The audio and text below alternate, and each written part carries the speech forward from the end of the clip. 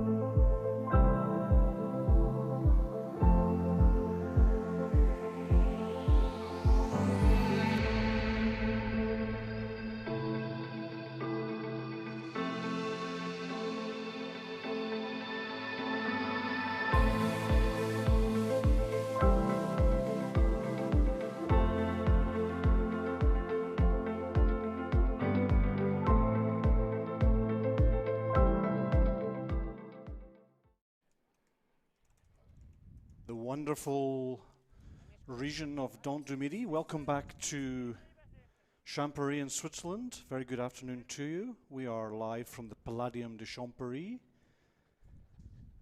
This is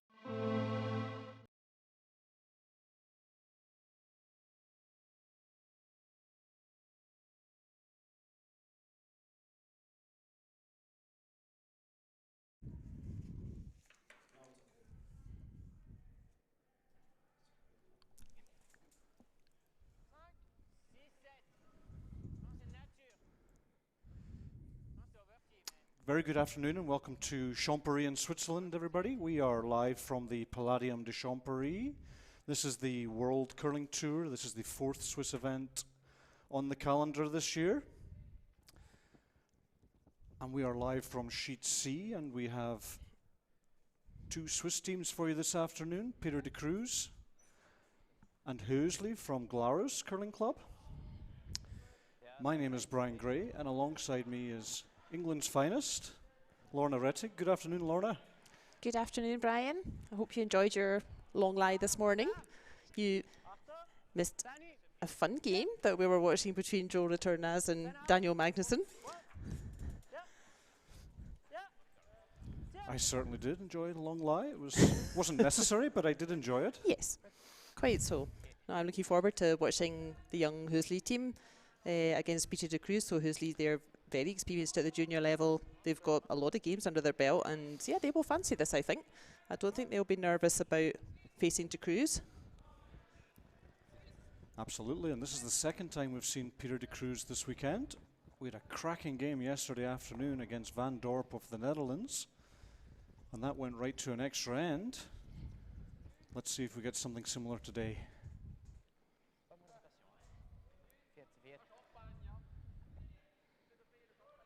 I can see Carola in the chat who says Hop Gladys. So she's a Hösli fan. And Michaela, who never sleeps, sends a wave. So if you're in the chat, feel welcome to say hi, or if you have a question or thoughts about the event, you're most welcome to join us. And you can get all the information from the World Champions World Curling Tour on www.worldcurlingtour.org. And also please do subscribe to the YouTube channel, WCT TV, to get lots of notifications about upcoming games.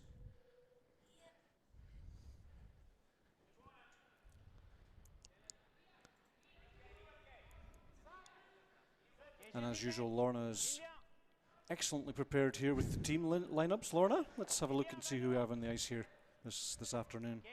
So we have some familiar names, and I think what will become familiar names to us. So in Dorp De Cruz's team, we have 4th thrower Benoit Schwartz, 3rd thrower Sven Mikkel, 2nd thrower and skip Dorp De Cruz, and lead thrower Valentin Tanner. And on the Hösli team, there's a nice picture of both teams there. The Hösli team on the left here, we have Marco Hösli, who's 4th and skip. We have Philip Hösli, his brother, who's a 3rd thrower, Marco Hefti, 2nd thrower and lead thrower Justin Hauser. And yeah, like I said, I've played that team, Hösli, a couple of times in the local Glarus competition when they were all still juniors, and they were already, I think they won that year, they were already, you know, very professional in their approach. They would sit together and have a debrief after each game with their coach. And yeah, very professional team. They made a very positive impression on me, so I've been a bit of a fan of theirs ever since. And I'm delighted to see them really building up and competing at this level now.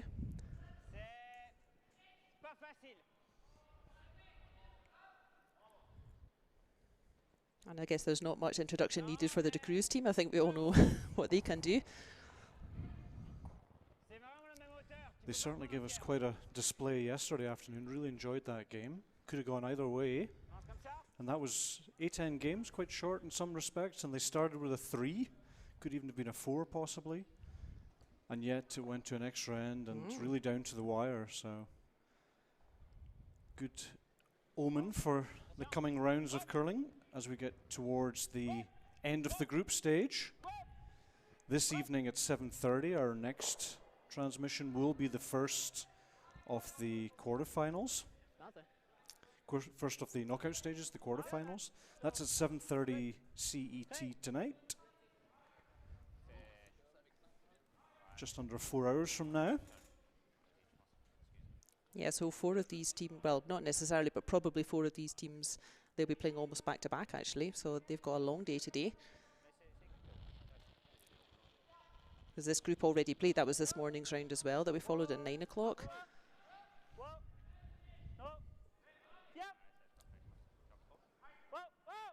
And you mentioned there, Brian, there are 18 games in this competition, as there are in all the WCT events. Do you have thoughts on the 8 ends versus 10 ends debate, or the 8 ends versus 10 for the international games?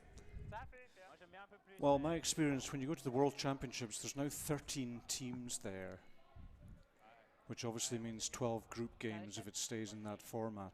It is actually going to 14 this year in April temporarily, but normally there's 13 teams in the round robin, so you have 12 games. And I personally find 12 games of 10 ends with extra ends, it's extremely long week. And personally, I'm a little bit of a traditionalist. I do love 10 ends. I think when you get to the final stages, when you see really 2 top teams on form, I think 10 end games are just fantastic. And I'm thinking now about Kevin Martin against David Murdoch in 2009 World Final, which was just one of the most thrilling things I'd ever seen in my life. And so I'm a little bit torn between the two. And I sometimes wonder if we could do a little bit like what we do with snooker, where they have a smaller number of ends or frames in snooker for the earlier games, and then as we get towards the end, it then stretches out. I mean, the final of a snooker game sometimes is 31 frames. That's about, that can be 16 or 17 hours of play. Now, I understand, obviously, the requirement for the 2-hour slot, which is very convenient for the television channels. I just wonder if there's another way that we could perhaps handle the debate 10 ends and 8 ends, while perhaps leaving 10 ends for the finals. Yeah, that's a nice side. I agree with you. I think 10 ends, it can be a little bit indigestible, even for curling fans. Just 10 end game after 10 end game, but that could be a nice compromise, yeah, having 8 ends for the round robin stage, for example, and then maybe 10 ends for the knockout stages. That could be a nice compromise. That's one idea, and you know, we should always look to other sports. Other sports are developing at different speeds from ours, and if you look at downhill skiing, for example, it might be a 2-minute run, but you only actually see 40 seconds. Now that could also be an idea where you basically let the teams play 10 ends in the arena, and the people who've made the effort to go to the arena to watch those games get the extra value of 10 ends, and we could perhaps just somehow trim the game down to 8 ends for the actual wider audience. That's also an idea, and it works very well in downhill skiing, I find. We don't see the whole 2 minutes, so that's another option. There's a lot of options.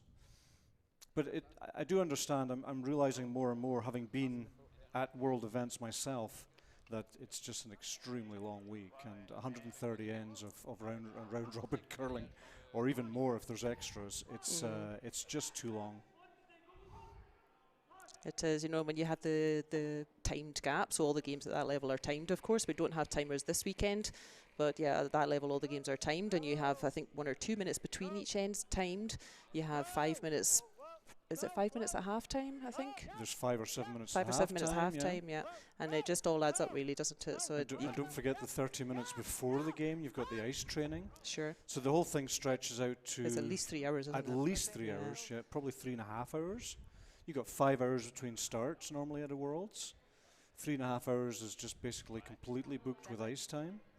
And then you come off the game and nip away for some lunch, and it's almost, if you've got a back-to-back game, which obviously happens quite regularly at the Worlds, it's a tough schedule. Mm. So yeah, I think that's still under discussion at the decision-making level, let's say, is whether that needs to change. You know, that could also be the decision that we leave it as it is, actually, that we continue with A10s here at the competition level, and at international level we stick with 10 as it is just now.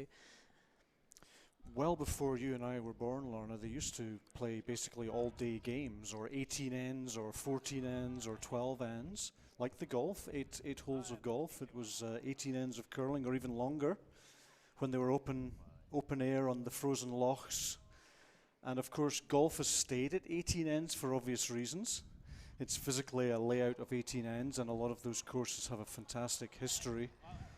And curling, of course, is a little bit different because we basically reuse the 2 holes that we have a certain number of times. And for that reason, obviously, curling could be trimmed down to less and less ends. I already think 8 has to be the absolute minimum. I could never imagine playing less than 8 ends because I agree, I think it's just it's a good number. But there's still a lot to work out there, and I'm still not 100% convinced by either solution, to be honest with you. That debate will continue for a while. I wonder if it will ever change. Maybe a test period. I love the thought of an all-day game of curling, where you just go up and down all day long.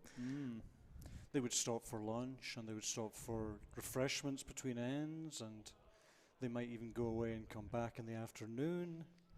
It sounds like quite Go away and feed the animals and come back later. Have a little nap. Must have been exhausting. Yeah.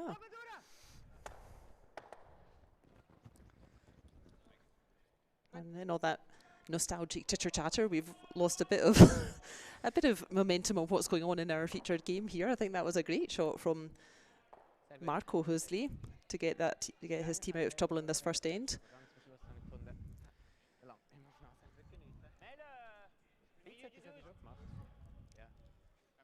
Very nice. So pressure on the Hösli team in that first end from Peter De Cruz, and the Hösli saying, yep, I will just lift that double takeout, no problem at all.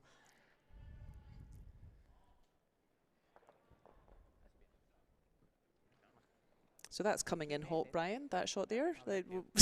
Was that supposed to land in the rings and get a point? No, De Cruz had the hammer and has chosen to keep the hammer, go into the second end.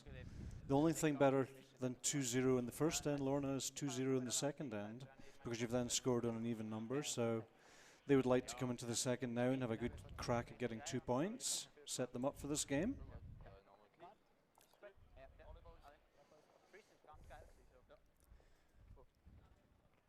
And if we're speaking about rules, there are some voices who suggest that if it's a blank end, the hammer should change. That's a big change to the game, I believe. Don't know if that will ever actually come in.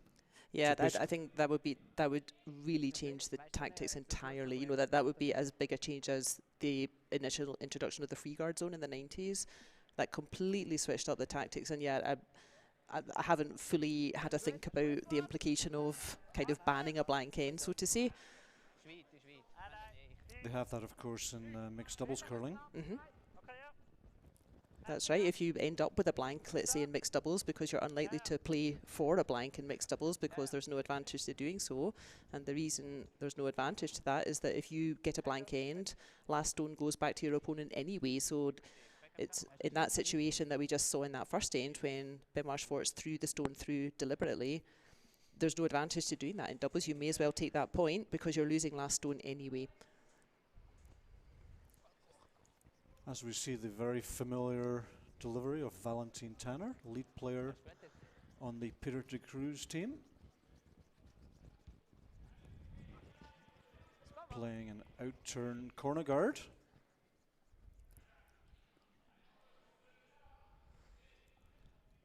Out-turn for right-handed people. Or anti-clockwise for all of us. Anti-clockwise or counterclockwise? Yeah, I think I do say counterclockwise actually. The Canadian influence.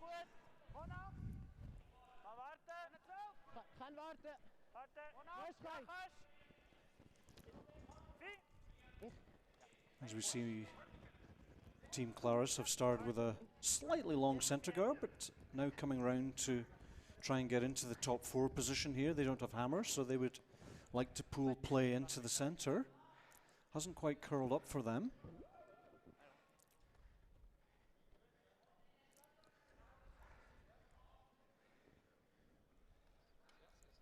So Peter electing to ignore that yellow counter and just draw into the top 4 position himself, or maybe top 8. A lot of teams would just remove that yellow, Lorna, because it's half open at least. Gives you an idea of what he's thinking. He's thinking of applying the pressure early in this game. But I think he's actually helped Hösli team there, hasn't he? He's just tucked that in now fully behind cover. So both rocks under curled, just a hair. So the teams have to discuss that and make sure they tighten up. The yellow under curled and was about 3/4 open, I think, and that red one maybe also just a little bit long.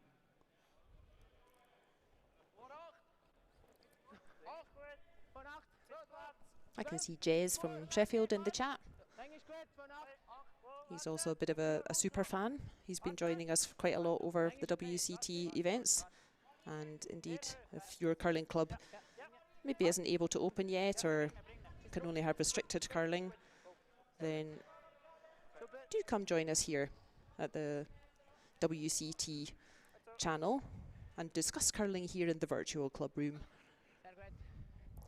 As we see a very nice stone from the second player, Marco Hefty. Very nice draw around that guard. So the De Cruz team have switched a little bit. They don't like that setup, so they're just going to remove this guard, maybe try a run back.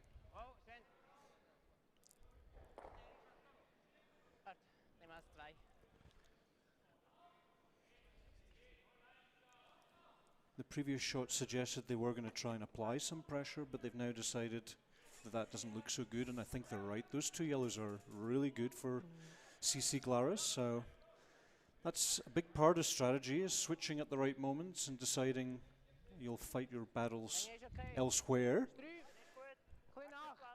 So why would Marco Hösli, why would he not remove the red counter then? So we're just going to see it coming into shot now. So why would he put a guard on those 2 yellows rather than removing the red? So red's got last shot, and he doesn't want these reds building up. So the other choice would be to remove that red that's going to be just behind Marco Hösli, if we pan out a little. There it is, yeah.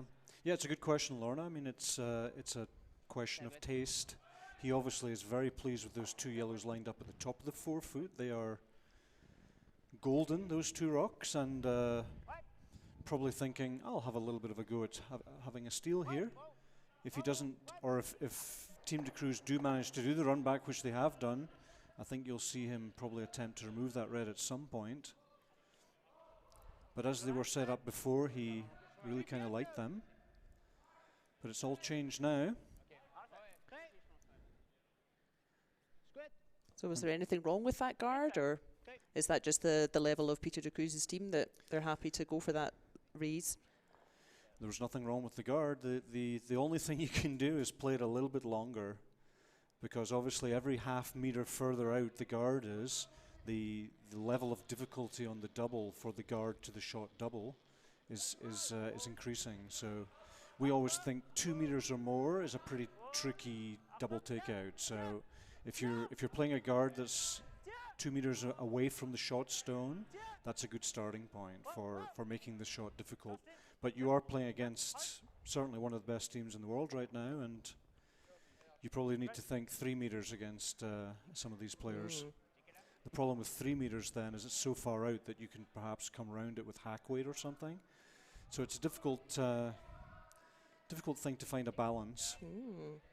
But certainly, sorry, Lorna. I guess that's one of the intimidations, let's say, of playing a team like Peter De Cruz. You know that if you play classic, let's say, you know, as you said, at about a 2 meter gap, yeah, typically that's enough. But for these big teams, that isn't enough. But then, if to your point, if you switch that up a bit, then you maybe give them a chance in another way. So I think that must be intimidating to play against that level of play. Yeah, when you see regular run-backs coming, it is demoralizing because you just wonder if they're going to play all these run-backs like open hits, then, you know, how can we ever win if they just keep playing these perfect stones? So, you know, it's refreshing as the opponent when you see half a miss like that one. That's actually it's one of those misses again on a little bit on the wrong side because they've actually guarded up those 2 yellows. Yeah, there was other ways to miss that double run-back where you could have perhaps rolled the red away. As it is now, it's actually a great situation for the Glarus team in this second end. Yeah, I think the Glarus boys, as we said, I don't think they'll feel intimidated. And they'll say thank you very much for that half shot and try to put pressure on because of that. So this is Hösli of the Philip variety, younger brother. Trying to punish the De Cruz team for that mistake.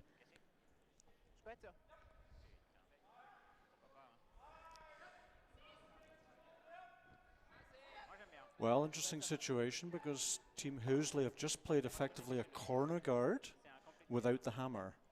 Now, short term that might look pretty good, but this can change. You wouldn't normally throw a corner guard when you don't have hammer. Is that what they were aiming for? I wondered if they were maybe getting a third stone in, no? I think they were trying to guard up the red guard, Okay, and that was my take. Certainly the way they swept it, that's what they looked. And now I understand why they've done it, but sometimes 2 or 3 rocks later you kind of wish, no, I should never have thrown that, I should have done something else. So let's see what happens now. Was a better idea to draw play to the other side of the house maybe? You could do that, or you could put a very short centre guard right on almost on the 12 foot, but just outside the rings to put pressure again on the 4 foot circle and see what they do. So Peter De Cruz calling now a yellow-red run back here. And as I say, if they can make that. Sven Mikkel's a big hitter. He's not far off catching something in the house, wasn't he? So now it will be interesting if he throws another guard or if he's going to do something maybe a little bit more compliant with having last rock, which I think would be maybe just where Benoit's right foot was there, just top of the 12 foot. But I think now he probably has to play a close guard because obviously the double is now immediately available.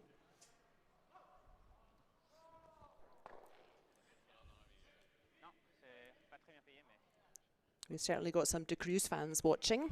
If you're just joining us, welcome to this final round robin game. We're watching Peter De Cruz against Team Marco Hösli, and we've got Carrie in the chat and R2CA, who both seem to be De Cruz fans.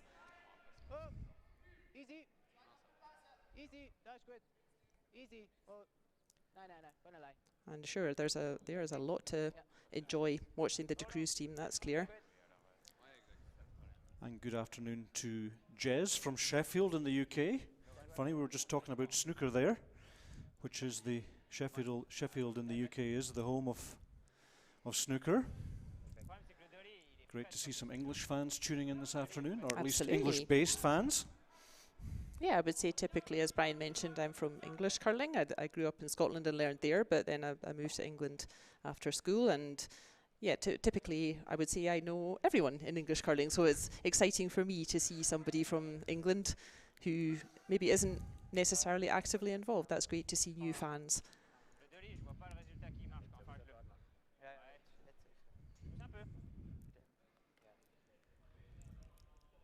So that looked like a nice shot from Philip Hösli there. Oh no, sorry, that was Marco Hösli's first shot. So again, they've gone for that guard. That makes more sense now because there was obviously the clear double is then a 2-pointer for Team De Cruz. So there you kind of have to play the guard. Or as you said, you could go into the other side of the ring somewhere. Now let's see what Benoit's going to muster up with this attempted run back.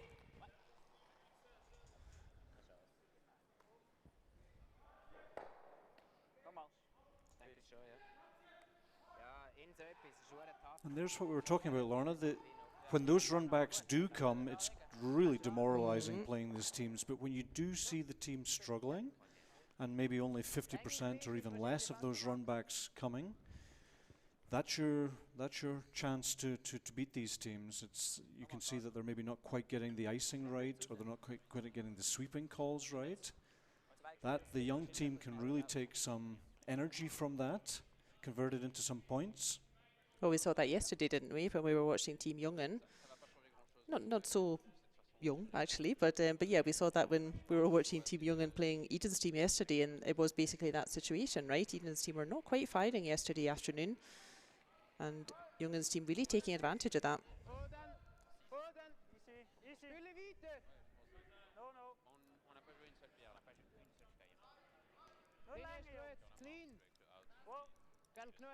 Oh, we've got Super Fox in the chat. Hello, Reto. Very committed stalwart of curling is Reto Zeiler.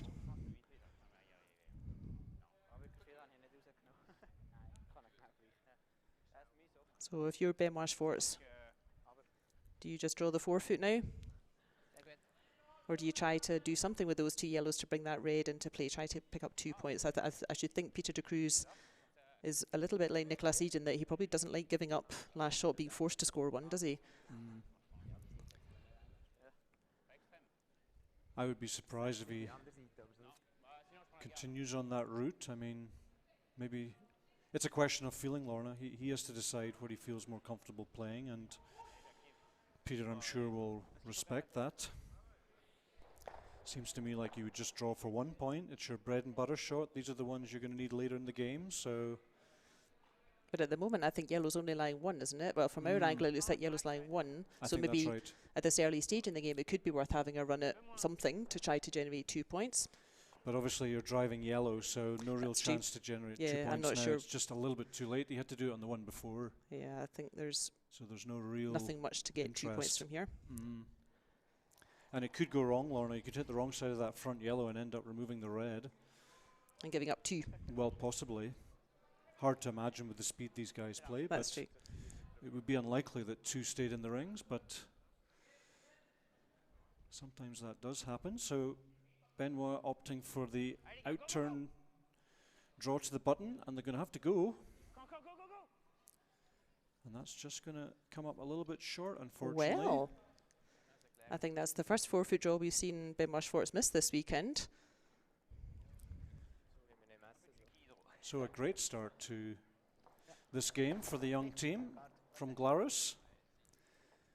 And if you remember, Brian, I was talking about them yesterday, this young Hösli team, and in Adelboden, which is a slightly different format for the competition. It's a triple knockout, and Team Hösli ended up playing 4 games in one day, and they took Joe Retornaz to a measure in the 8th end.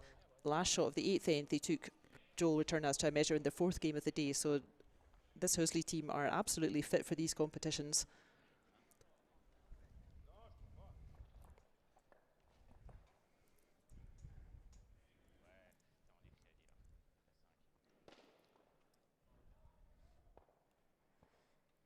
So a steal of 1 in the second end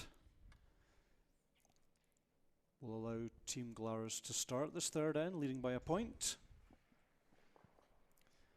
If you've just joined us, we are live from Champéry in Switzerland. We're in the Palladium de Champéry, this beautiful arena here in the Swiss Alps. This is the 10th year of the Curling Masters Champéry. And in the commentary box, Lorna Rettig and Brian Gray.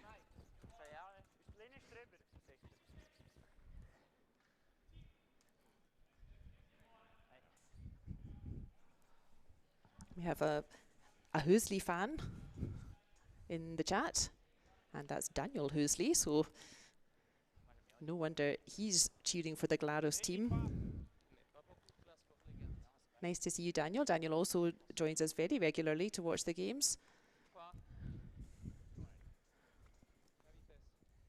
And yeah, he'll have a special interest in watching Team Hösli. He'll be delighted with this start.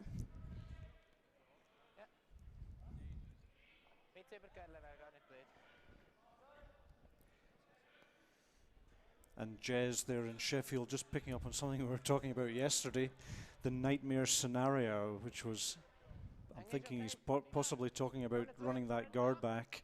And as we mentioned, there was a small chance you could have made it even worse. So absolutely, Jez, that was probably what he was thinking as well. There was really no benefit and possibly could have made it worse. So, but didn't quite make the draw, which is not what we expect from Benoit Schwartz. Let's see if things get better for that team in the coming ends. It's a decent start again for Hösli. They maybe wanted that a little bit deeper, but they're ever so nicely lined up again.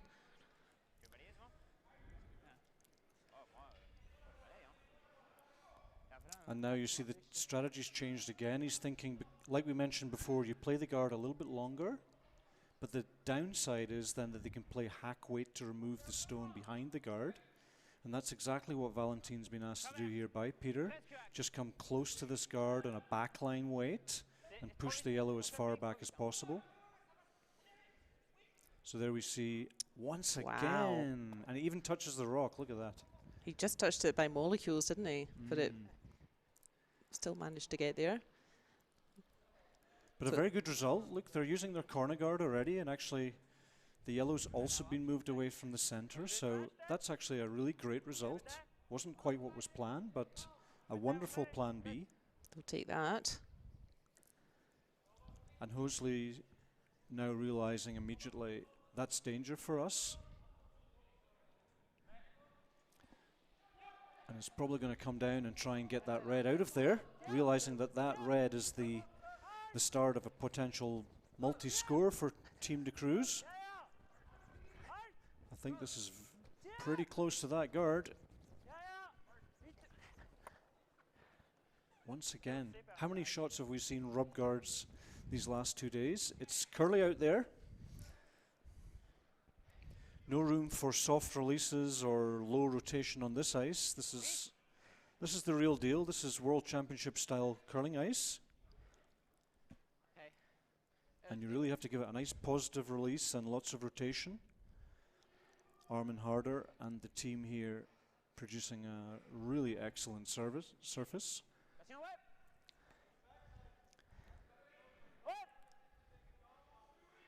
As we see Pierre De Cruz, number 2 and skip on this team. Just getting rid of that yellow. Could also have chosen to draw around the red guard again, or go around the red guard and set up a 2 that way, but he's decided that he wants that yellow out of there. Do you think the double's here?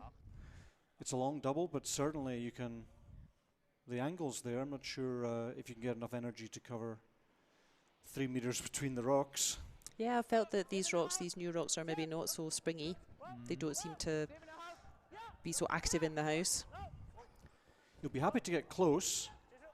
If he hits it and rolls either to the center line or to the red, he would have been happy. It's just got the sweeping call a little bit wrong there.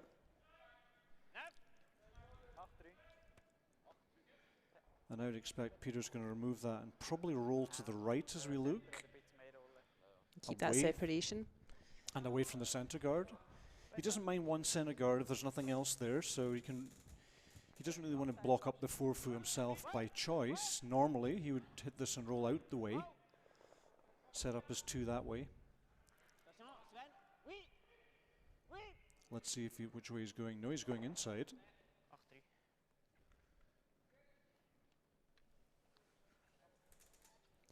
Well, now could be a chance to remove both reds from here. It's a pretty thin double, Lorna. It's actually a bit harder than it looks because the front rock is quite a bit higher than the one on the side, so you probably have to hit about a quarter to remove both rocks and stay, and hitting a quarter of a rock obviously has the risk that you miss it altogether. So, and if you hit half here, you'll go across the top of the red, which doesn't really help you either. So this is a precise double. Looking for a little bit of curl, and a very nice execution. In fact, got it too thin, would you believe, and just happened to roll out. And that now opens the door to Team De Cruz now to use this corner guard again. Well, Hösli will still be quite happy with that shot, I think, no? So he got rid of both the reds. There you see, almost probably a fifth he hit there, so very precise double takeout, well played. We've got another Glarus fan here in the chat. That's Janice. She says, Hop Glarus. So Hösli team definitely building up a fan base out there. That's nice to see support for the up-and-coming teams as well. And we've got Prairie Canuck having a breakfast coffee. It's breakfast time over there. So if you want to join us in the chat, say hi or ask question or offer thoughts on the games, we'd love to hear from you.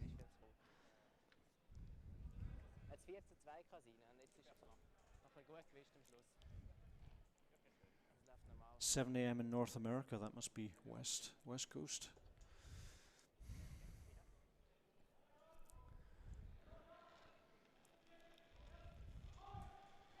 So, nice come around there from Team De Cruz. And now for the first time, a real bit of pressure on this young team.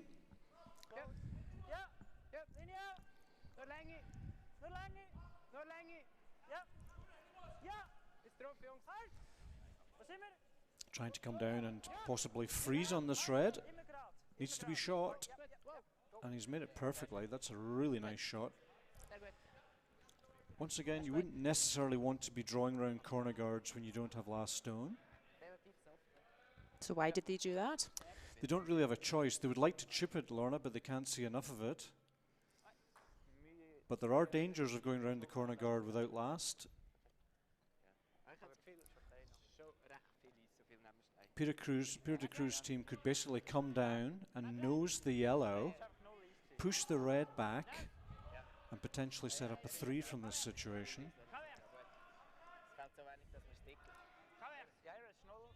But he's hanging wide here a little bit. He's going to remove his own red, I think. Oh, it's still there. Not a bad result. Now the yellow's free. Probably could be chipped, although it looks a little bit straighter down there perhaps than some of the other parts of the sheet, but that yellow might be chippable on a back 12 weight. And now you see the danger. There's no double. They don't have hammer, and there's 2 reds in the rings. So they really have to stick here. They don't want to roll out, otherwise De Cruz's team will have a free shot at that yellow. So looking for a controlled weight here. Remove the red. Don't need to roll left or right. Just sit right there. So vital that he stays here.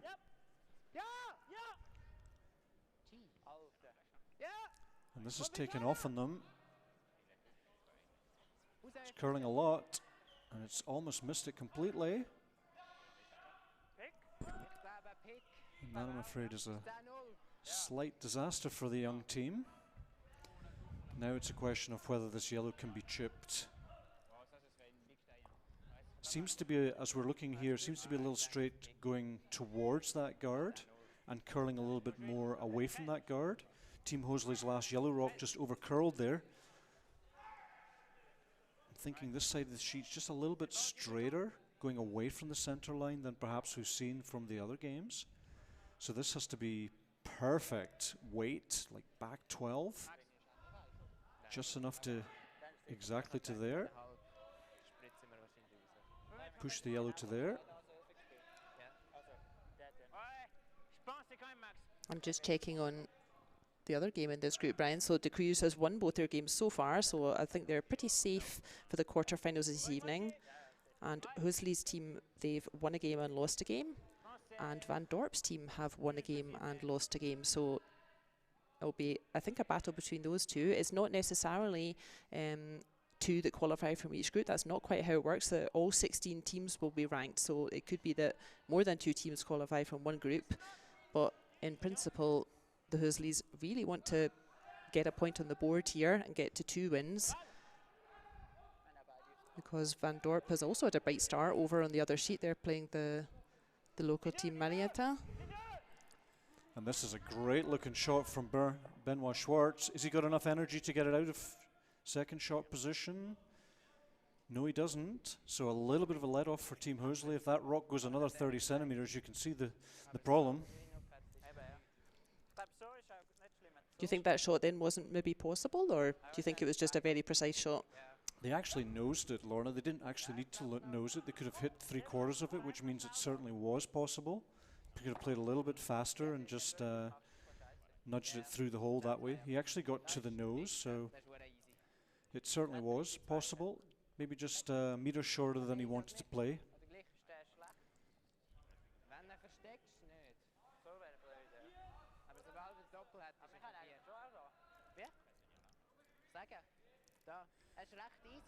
I'm looking at the scores earlier, and you can check the scores yourself on the website at worldcurlingtour.org, where you get the men's and ladies, doubles, juniors and wheelchair events. And I noticed that at the lunchtime game, where we just had the static camera that was watching the game between Schnider and Klossner, I noticed that Yannick Schwaller's team picked up a 7 in the first end in their game against Team Heinemann. You don't see a 7 very often. My goodness.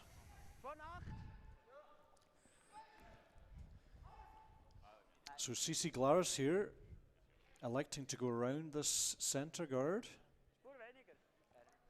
Must be in the rings, otherwise there's a chip for 4 at the back there. So number 1 priority is to be in the rings, and number 2 priority would be to be fully hidden. Is this the right call? It's a courageous call.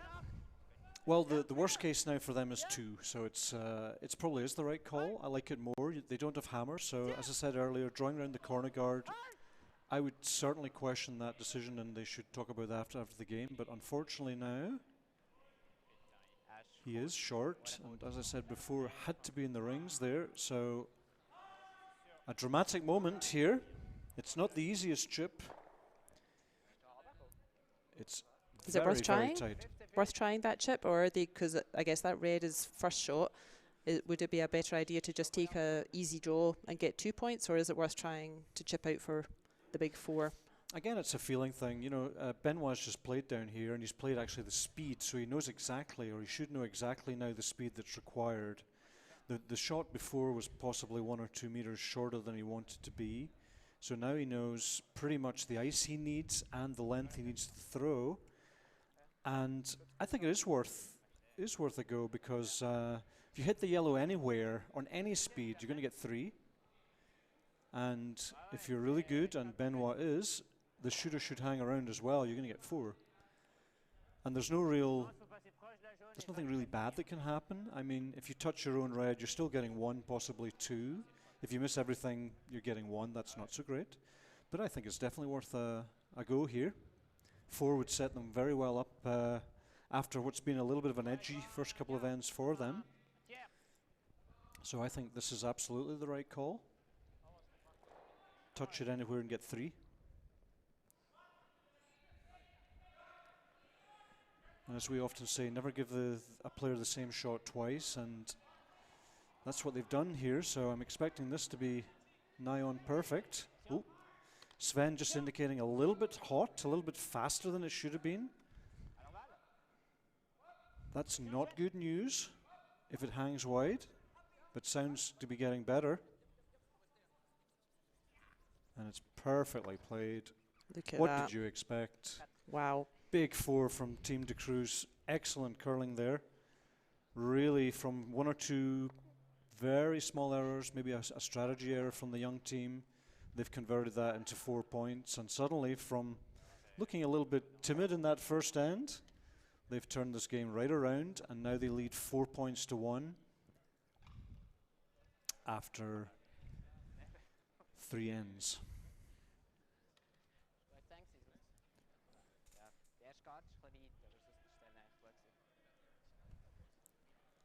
Well, I'm cheering for the young Glarus team in this game, Brian, so I hope that doesn't dent their confidence too much. I hope they can still keep playing nice and consistently and get that deficit back. Without the stolen one in the second, Lorna, it wouldn't look great if you get a 4 with hammer, but they did steal that one, so actually, you know, a nice 2 here and they're pretty much back in the game, so plenty of time to try and turn this around. And we're going to take a little look across the sheets here. This is Marietan of Switzerland against Van Dorp of the Netherlands. Van Dorp leading by 2 points to 0. And on sheet B, it's Totzek against Magnusson, and there Magnusson had a nice 2 in the second, 2-0 after 2. On sheet C, our featured game, De Cruz with that very nicely engineered 4. All around one guard, one corner guard, 4-1 to De Cruz after 3 ends. And Hösli against Italy's Retornaz. Retornaz leading very nicely 4-0 with a stolen 2 in the second end.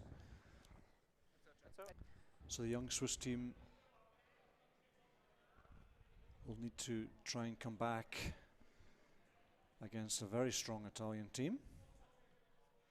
Yeah, Retornaz, they won this morning in our featured game. Really competent performance, very, very solid play. And I think they've given themselves every chance of qualifying for quarterfinals this evening as well. So we should definitely see more of them.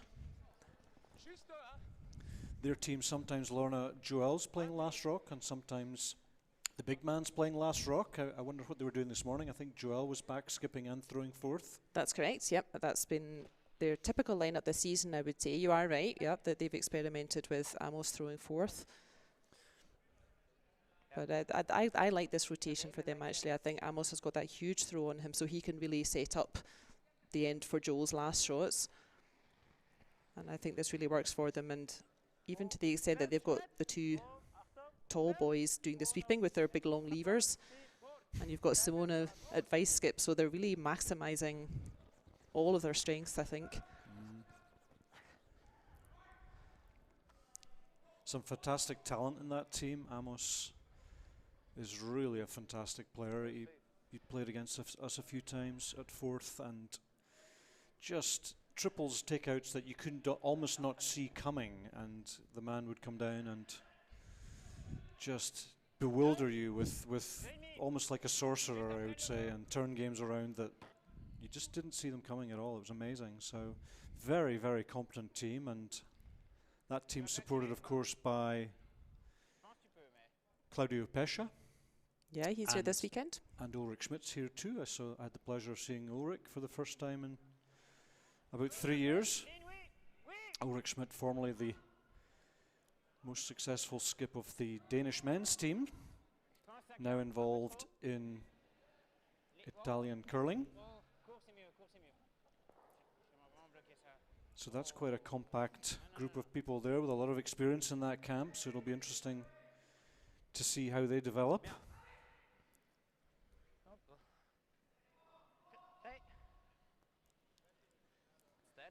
Those teams formerly working with, amongst others, Søren Gran, who's now in China, along with Pia Lindholm and Tommy Rantamaki. Yeah, they're really gearing up for their Olympics, aren't they? They've nabbed a whole lot of talent to help their teams prepare for them hosting the 2022 Winter Olympics. So they have 3 or 4 world-class coaches who've all gone over there pretty much full-time. I think Pia's commuting, but the others are pretty much based over there. Marco Mariani, of course, as well, also from Italy. So some of the Italian guys went off to China, and that let Ulrich come in and continue the support of their national teams. Well, and they may not be commuting just now. For, as we noted, there's a lot of travel restrictions, so maybe everyone is either definitely in China or definitely not in China at the moment. As we see a very nice looking come around from the young Glarus team. fully hidden in the forefoot there, almost on the button. Perfect curling.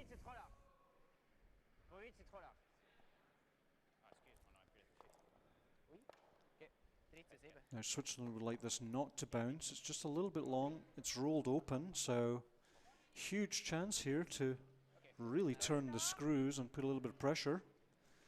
If they can ever roll onto the button here, they have 2 reds in the way. So very controlled back 8, length back 12 perhaps, looking at the ice he's giving. Tried to come down and catch the inside edge of that red stone. Roll over to the button and set up a chance of a multiple score.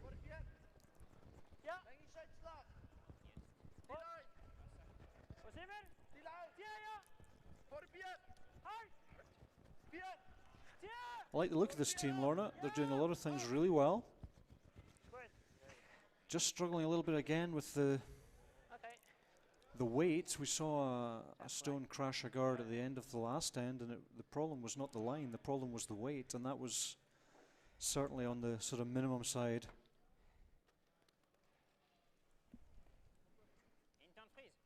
Yeah, as I said, I played this Glarus team a couple of times when they were younger. And Janice in the chat, she's played with them maybe at the club for a few seasons as well. Good to see them building up support. They're my little top tip for becoming one of the real competitive teams and starting to appear in quarters and finals. But yeah, look, gosh, Switzerland is not short of up-and-coming teams. You may have watched on the static cam at 12:30 game. We had Team Schnider against Team Klossner. Those are 2 more really strong up-and-coming teams. They're a lot of fun to watch, both of them. And that was a win for Schnider this time. Typically they would have quite a close game, those 2 teams, but yeah, a couple of big ends for Schnider at lunchtime. They ended up winning 11-5, so not Klossner's day this time, but I fancy the 2 of those teams and this Hösli team. I think they will be seeing a lot more of each other over the next couple of years.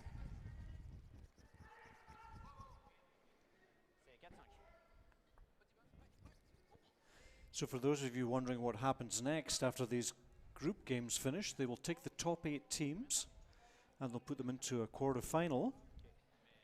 And I've just been handed the ranking, the official ranking as it stands at the moment based on the draw shot. And top of the pile in number 1 is Team Schwaller with 5.6 centimeters on their draw shot, which is great shooting. Number 2 is Jungen of Switzerland. Number 3 is De Cruz, also Switzerland. Number 4 is Hess of Switzerland. Number 5 is Van Dorp of the Netherlands. Number 6 is Retornaz from Italy. 7 is Heinemann. And 8 is Team Hösli, who's on the ice right now. So that obviously means nothing at the moment, but once these games are completed and we can create the overall ranking, the top 8 teams will then proceed to this evening's quarter-final, 7:30 CET this evening, just 3 hours from now.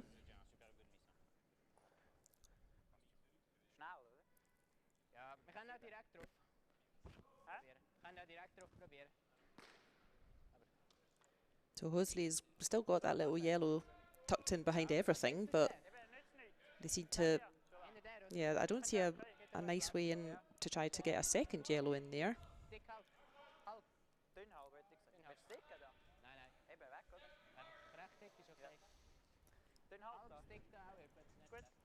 They have got a little bit of a build-up in the centre here, Lorna. They have the hammer, Team Hösli, by nature of that 4 in the third end. So they've let things get a little bit busy in the middle here. Would like to have used those 2 corner guards a little bit more and get their 2 that way. Need to be careful here they don't get the wrong angle. That yellow in the 4-foot circle there is a beautifully played come around, but wouldn't want to touch it with this sort of weight.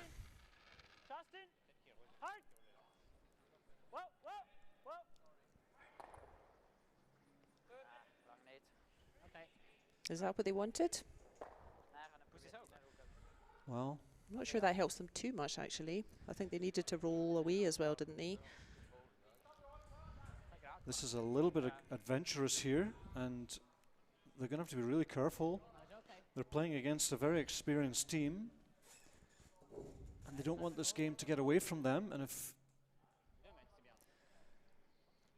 Team De Cruz can ever find a way into that 1 foot circle and maybe even bump the yellow, could be a little bit of a nasty situation for the Glarus team. So as we see Sven Michael, number 3rd on this team, appearing to play the come around to the button, maybe freeze the yellow or get close to the yellow.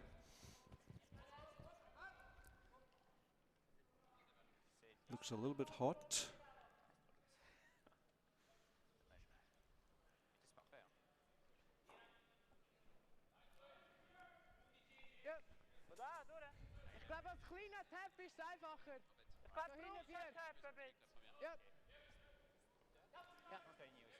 So we saw them have a go at the shot earlier. A little tap on that red.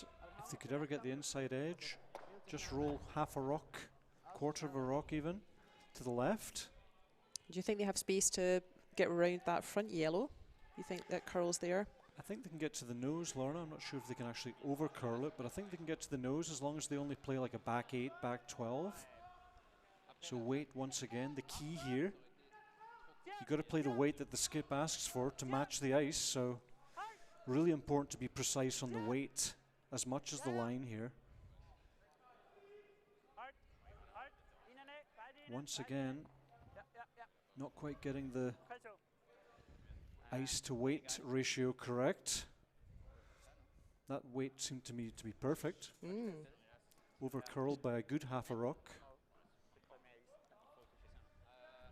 And now do you think Peter De Cruz can then maybe make use of this gap? I think so. Now there's a good bit more space because they've removed that yellow, so you could just brush off his own red, basically roll over and freeze on that yellow.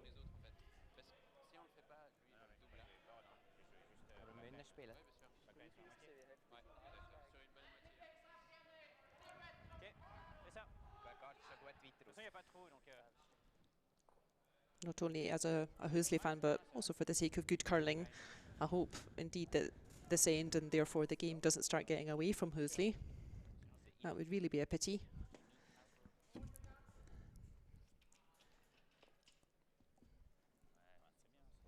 The Van Dorp ship on sheet A continues its relentless path. And remember, they're all in the same group, so that group is Van Dorp, De Cruz, Hösli and Marietan. And both Hösli and Van Dorp have 1 win, and they're both looking for a 2nd win. So I think definitely the Höslis have the tougher task at the moment. Van Dorp's ahead of Marietan. And here we see a really nice looking rock, probably looking to touch the red first there, just came directly on the yellow, but it is shot position, and the yellow is now looking a little bit lonely in there. So same idea still though, to use that red on the edge of the 4 foot and try to squirt in. I think he just feathered that red, actually. It looked like he just came touched, directly, yeah. Just feathered it and redirected a little bit. Well, it's a little bit high risk, but there's certainly a good chance of 2 here. If you can make this next shot, remove the red, you could even hit the other red first. Would give you a slight sideways motion towards the button. The other red on the tee line would then brush back, maybe into 2nd, 3rd position. So there is chances here. Yeah, I like that for an idea. Just using both of those reds, but still just that gentle weight. Let's see if they can get their weight to ice combination right this time. They've been off a couple of times with that. It's not easy. Big curl out there. They won't be used to such a big curl. Normally in a curling rink, if you play like a hack weight or back line, you might get 20, 30 centimeters of curl sometimes. Here they're getting more than a meter. Once again, taken off already. it's just taken off on them, Lorna.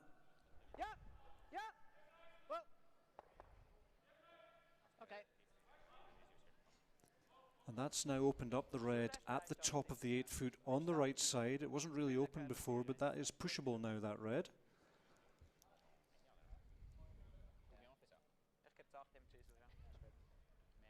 Plenty of options for pushing the stones ahead of tee. And Sven Michael just indicating the tap that we're talking about, the red on the 8 foot circle just to the right side of the center line.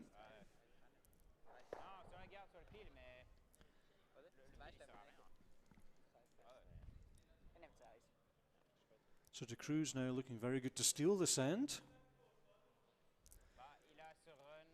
But there's still chances of 2 there. There's a push on the yellow that's just been thrown, potentially for 2 points. That is there at the moment, and that's probably what Benoit's thinking of guarding first. That'd be the best idea for Team De Cruz, would be to simply guard that yellow that Marco Hösli just threw. That does seem like their obvious shot, doesn't it? I think it's 6 and 2 threes. I mean, we sometimes say the best guard is in the rings, and you could push the red top 8 that Sven indicated before, push that top of the button, and if you did that, then they would have a huge chance of stealing 1 or even 2. If they guard this up, then it's there's also a good chance of stealing 1. I think both options are good. A little bit of a feeling thing if you think that what you think the other guy might prefer to play, your opponent.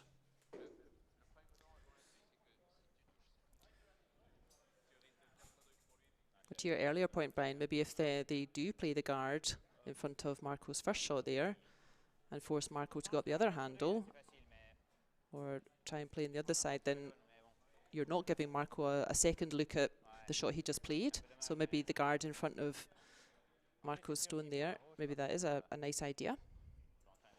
I agree. And it looks like that is what Peter's indicating.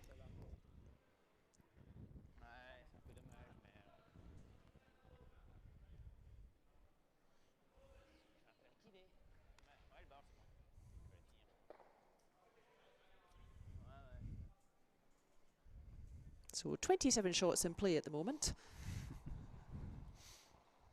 And another one coming.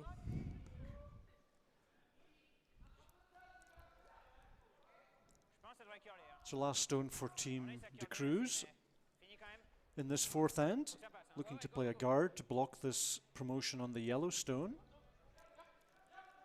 That's just been thrown by the Glarus skip, and that's pretty reasonable. It's a very long guard, but seems to have more or less done the job, although I think you could probably come through on the in turn, over curl the yellow just a little, and tap for 2 that way. The red guard could probably have used it being a little bit nearer to the circles, almost touching the edge of the World Curling Tour logo. Would probably be in a better spot for it. Team's struggling a little bit with the length sometimes. Don't think Benoit would have wanted that guard quite so short. So there you can see there is a path through there on the in turn, Lorna, left to right. I would love to see him make this shot. And it's a very makeable shot. It's if he gets very through precise, the hole, but yeah, if he's through the hole, he almost can't miss. It's one of those shots where the hole kind of guides you. If you get through the hole, it almost has to work. The danger might be on this ice that it just over curls a little bit at the very end, and instead of pushing back onto the red, you actually end up pushing more slightly to the left. But first things first, through the hole. Last stone of the 4th end, tap for 2.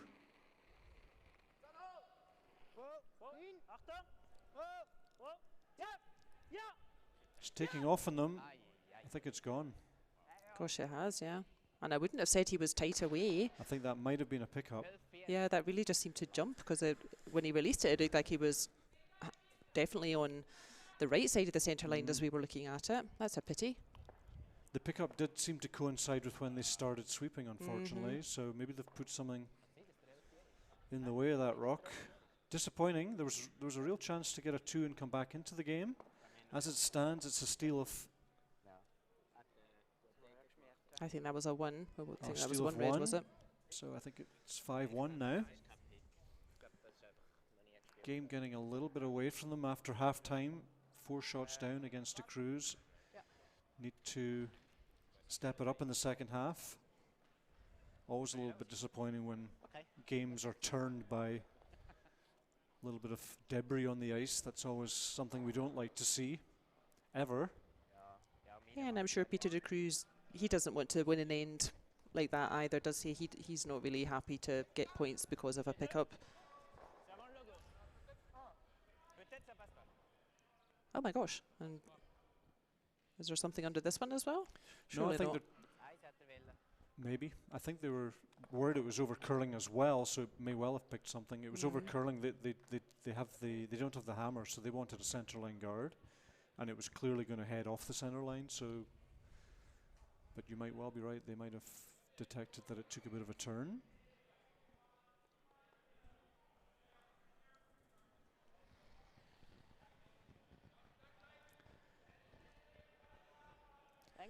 So once you see that happening, Lorna, you have to adapt. You have to start cleaning every rock before and during. This one's really taken off as well. I may not have picked up, but it's certainly really caught that curl at the end. That's and a nice rock. Also dropping, still quite close to the hog line, but... That's a nice shot, though. You get 3 yellows in behind that one. They'll be happy with that. What's nice about that shot as well is it's not really blocking the draw to the button, which could be important later in the end. Once Team De Cruz start to construct something in the middle here. This is just going to over curl here as well.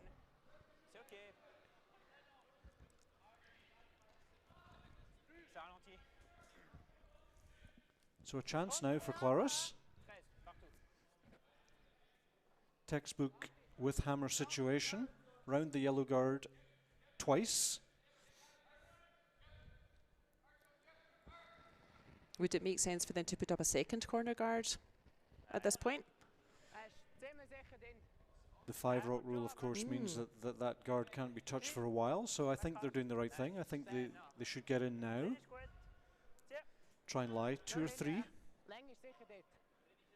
Because they'll know that Peter De Cruz wants to remove that guard as soon as possible. Not sure if that was the call, but they have thrown a second guard. Not sure if that's what they wanted. Maybe thinking the first guard just a little bit long.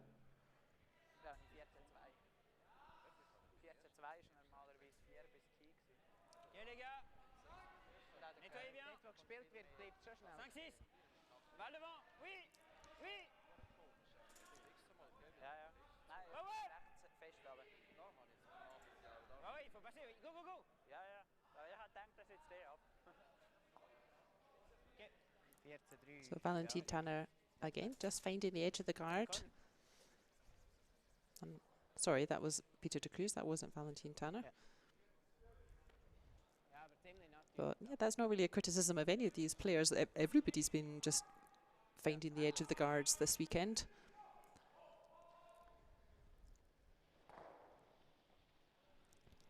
So this is the beauty of the 5 rock rule. We have 4 guards in play. And Team De Cruz is not allowed to touch these guards.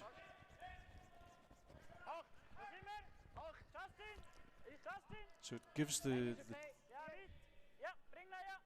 Hösli team a chance to set up a 2 or 3 here. They really need to go and try and finish this one off. Looks to be pretty nice. That's a great shot. That's a lovely shot, yeah, well done. Interesting. This is the same corner that all the trouble started for them 2 ends ago. If you remember the third end. Down in that corner was where the 4 happened.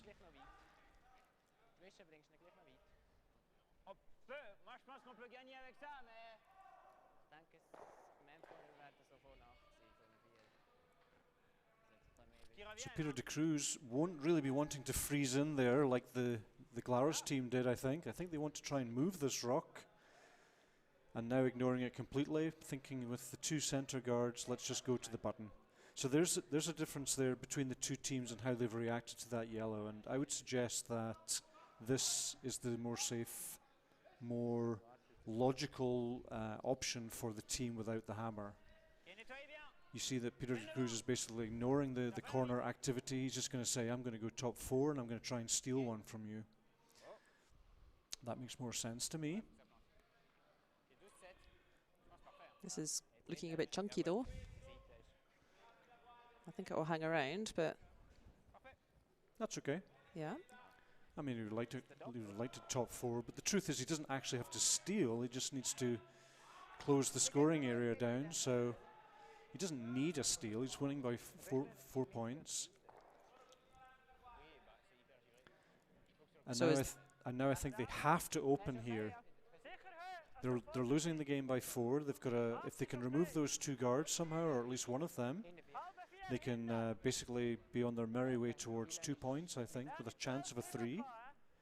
And by going in here, we're going to get a little bit of a build-up like we did in the last end. I think they might struggle to bring their nice yellow into play, won't they? Exactly. They've played 2 corner guards and a really nice stone in the 12-foot, and they might never be used as such if they continue on this particular strategy. So if you're watching and learning tactics, then this is a very common situation, so pay attention. It looks very nice. Nothing wrong with that shot, but it looks very nice. Let's see. That's the beauty of curling, is we're all learning all the time. I've been involved in the sport for 35 years, and it's just amazing. Even the very top teams, you're always learning something. You're always reacting to new situations. You're always seeing new situations. And you just have to add it to your repertoire, absorb the information, absorb the situations that you see, and then try to apply the best strategy to those situations. It's a pretty nice looking rock. It's going to be just in shot position. Really nice little twist at the end there. Yeah, it just spun itself back in, didn't it? And now, as I said, not so clever. It's we're 4 down with hammer, and we're getting into a very tight, complicated situation.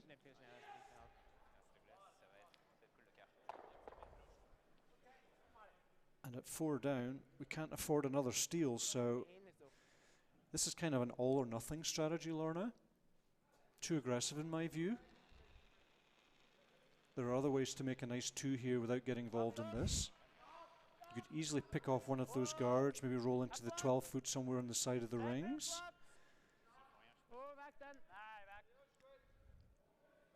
And this is often what happens.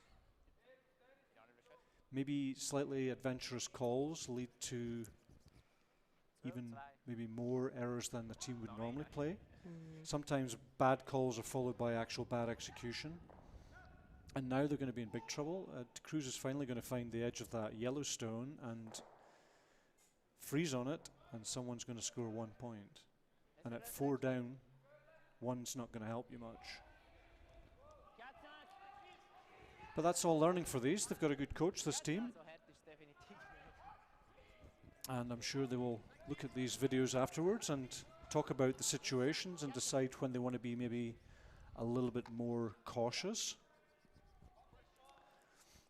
Yeah, that may end up being a kind of suicidally aggressive call to chase Peter De Cruz's stone in rather than taking off the front guards. One of the biggest issues I see when I'm coaching is teams are watching a lot of curling on TV, especially from Canada, and everybody thinks that the only way to play curling is like everybody rushing to the pin, to the button. So you end up with some teams maybe thinking that that's the right way to play, but not having the firepower to actually match that strategy. And if you play this strategy, you've got to have fantastic weight control, great sweeping communication. Finally, he's removed one, and I think that's a great call. Give yourself a chance. Open it up a little bit. He's got 2 yellows in there, so with 1 triple, he could score 3 at the moment. I would love to see that. You think there's if it was left as it is just now, do you think that triple's there? It would need to be a bullet, Lorna, because basically you're almost nosing the second red, almost nosing. You can't, if you hit less than nose, it's just going to block onto the third one, so it would be a real bullet, but it is there, I think. I can't imagine Schwarz is going to give us a chance to see it, sadly. I think Benoit's got other ideas about how that end's going to go. But this is... it's going to catch that curl as well, isn't it? It's just coming a little bit too far over, I think. Not bad. He's taken the triple away for sure, if it is there. I would question if it is actually there, looking at it. Good result, actually, Benoit. Got to be happy with that. What does Marco Hösli do now? So he's got one shot to kind of set it up. Marco Hösli with last stone in this end, and so this is kind of his giving themselves a chance sort of shot.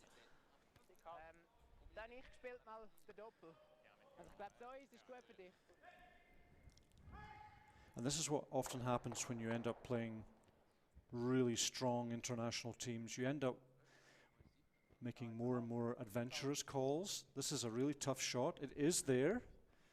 Red onto red, red, red. You could theoretically remove at least 3. It's not going to help you much though, because the yellow's going to be wide open afterwards.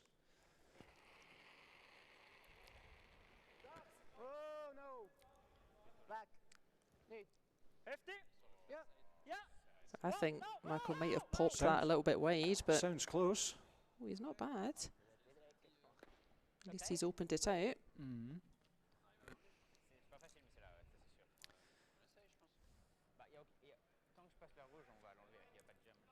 You might see Team De Cruz pick that yellow. I'm not sure. They could just draw another guard in. Put a short guard on the left side of the centre line as we look. Do you think they'll want to be greedy and really put some pressure on Marco Hösli? There you see it. He's thinking, you know, if we pick that yellow out, it is there. Not much can go wrong. Or even if you played the red on the left of the centre line as we were looking at it, as same view as Benoit Schwarz and Sven Mikkel, if you just came on the outside of that red, then the yellow would jam onto the red, but I think it would then redirect left, wouldn't it? Needs to be you careful. Spring it out that way. Just needs to be careful he doesn't remove too many rocks here. There is a yellow still in the 8 foot over on the left there. That's true. And if he did happen to remove 2 of his own stones, he might leave some sort of double for 2. So I think probably he would like to cut the weight, really controlled weight, just over curl the yellow a hair and chip it through the hole, and then roll as far away as possible. And that will leave the young Glarus skip with a tricky little draw into the button to get his point. Needs to be careful here, Peter. Benoit, he doesn't want to touch his own red. If he clips his own red at the front, there might be a shot for 3. So he wouldn't want to touch his own red here. Needs to get contact with the yellow directly. So Benoit Schwarz, last stone of his 5th end. Controlled weight chip to lie a bunch. Yes, no sweeping.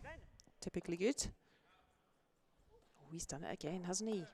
Great shot. Really nice shot. And actually I said roll away, but he's done even better. He's actually sat right in front of the stone on the button, so this is not easy now. Yeah, Hösli's life is not getting any easier out there.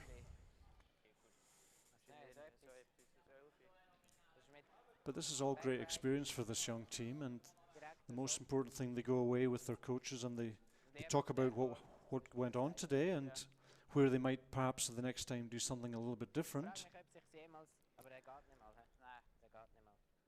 I think the recommendation would certainly be just to calm down the aggression a little bit.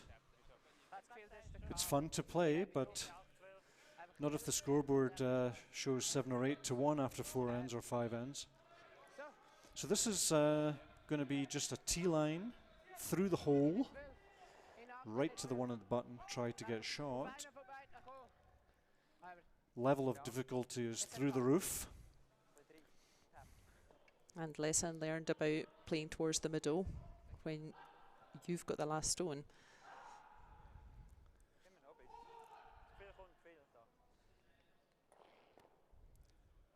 Again, for the sake of good curling, And as a up-and-coming Hösli fan,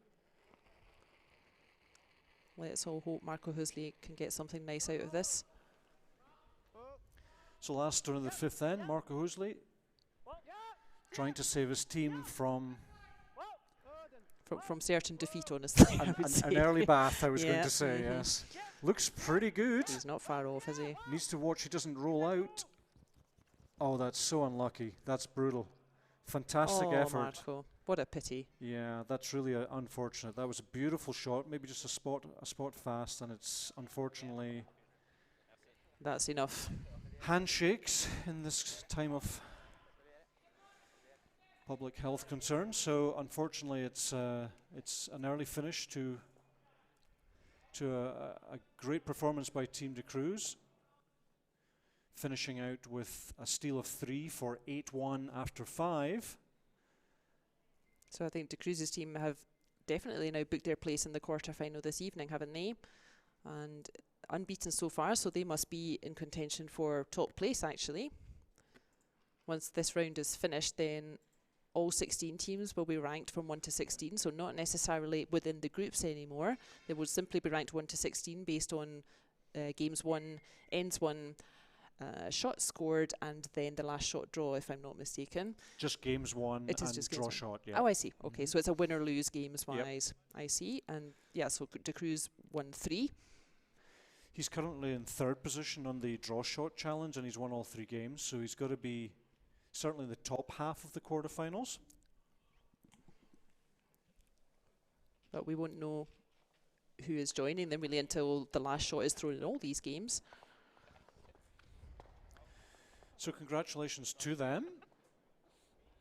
Hösli, I think, will drop out of the tournament. I think they will, yeah. So I think, yeah, it looks like the Van Dorp team is continuing their merry way towards the quarters. They're definitely ahead of Team Marietan.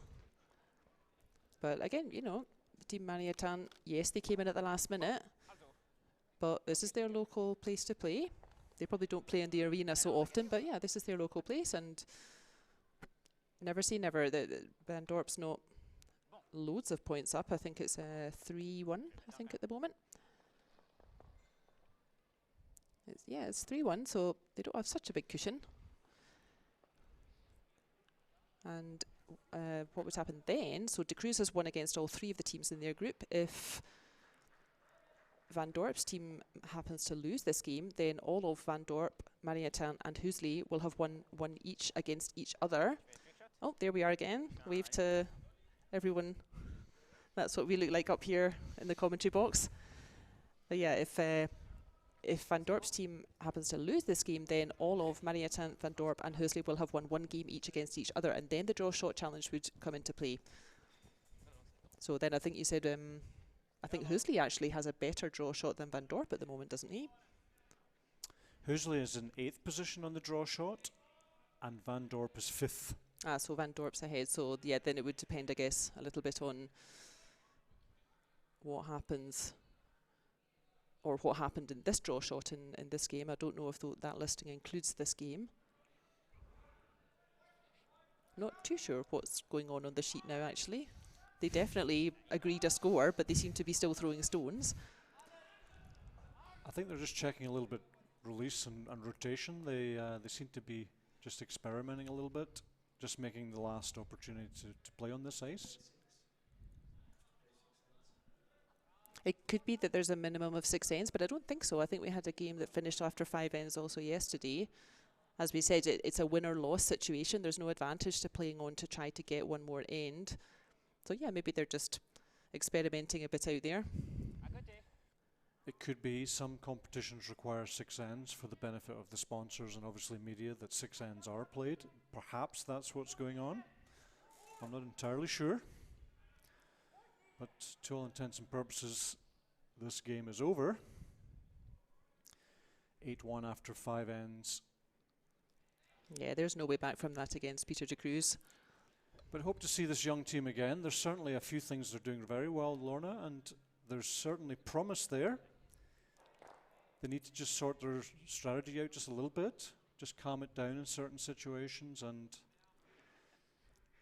The 4 in that end was started by them drawing round a corner guard without the hammer, which is kind of on the first page of the strategy book.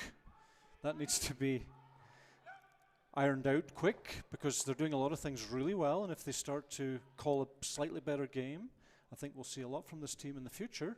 Yeah, I hope so. As I said, I like the way they play. I've seen what De Cruz's team is up to. De Cruz just threw a stone with his left hand. So I'm not sure whether to laugh or cry for Team Hösli that Team De Cruz has perhaps volunteered to play the 6th end off their opposite hand. So that would mean 3 of them playing left-handed and Marietan are throwing right-handed. Looks like Hösli's sticking to throwing with their normal arm.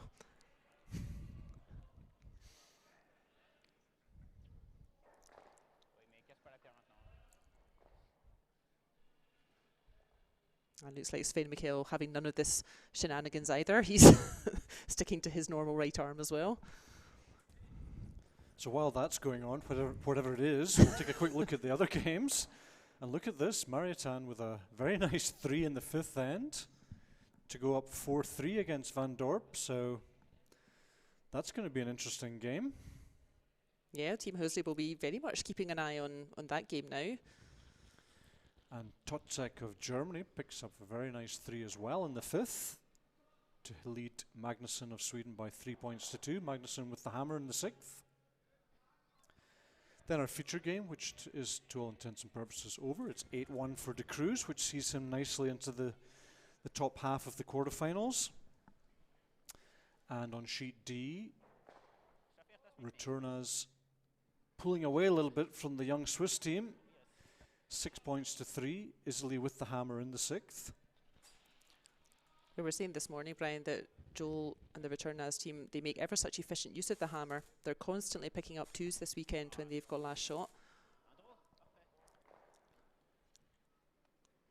And I can tell you that Retornaz is lying really well in that 6th end, so it's going to be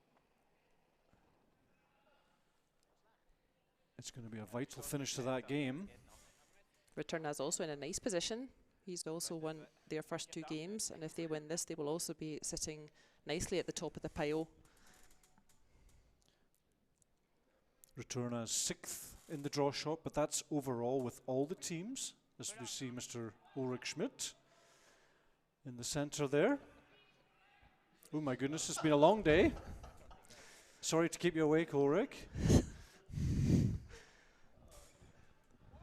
Looks like the Italian support team are just bored of all this winning.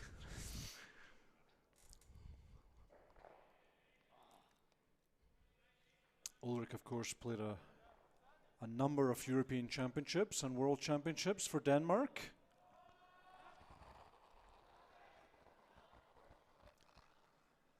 That looks like the German coach, the black, red and gold, videoing Totzek's game. I'm sure they'll look back on that later and discuss what was good, what they could improve. That is Uli Cap in the cap.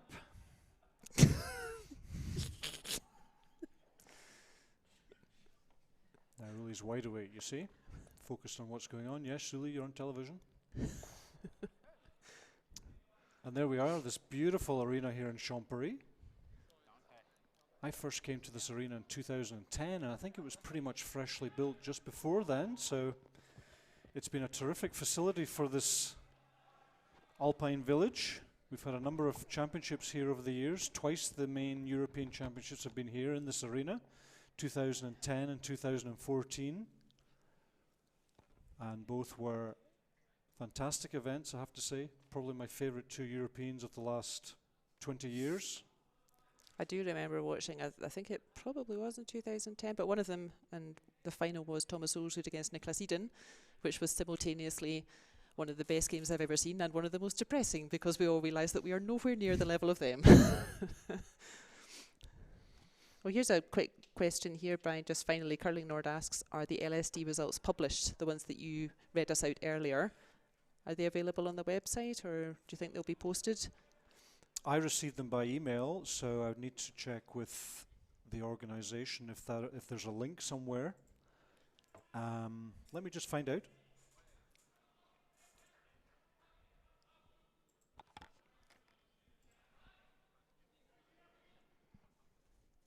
Like we said, Team Hösli, so they are now off the ice. I think, yes, indeed, they maybe had to play a minimum of 6 ends, but they've definitely come off the ice now, and they will be keenly watching this game that Van Dorp is getting in a bit of a tangle here on sheet A. Because if Van Dorp does not manage to dig their way out of this, then all of Van Dorp, Marietan and Hösli will be on 1 win. And then last shot draw will come into play.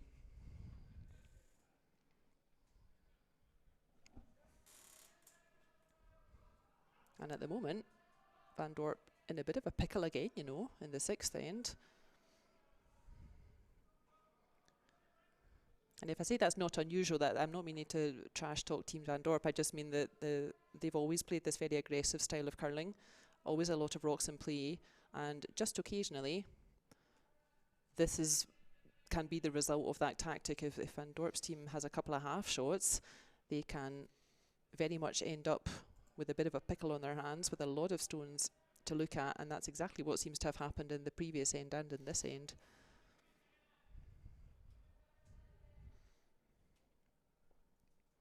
You asked me yesterday, Lorna, about what happens when a rock breaks.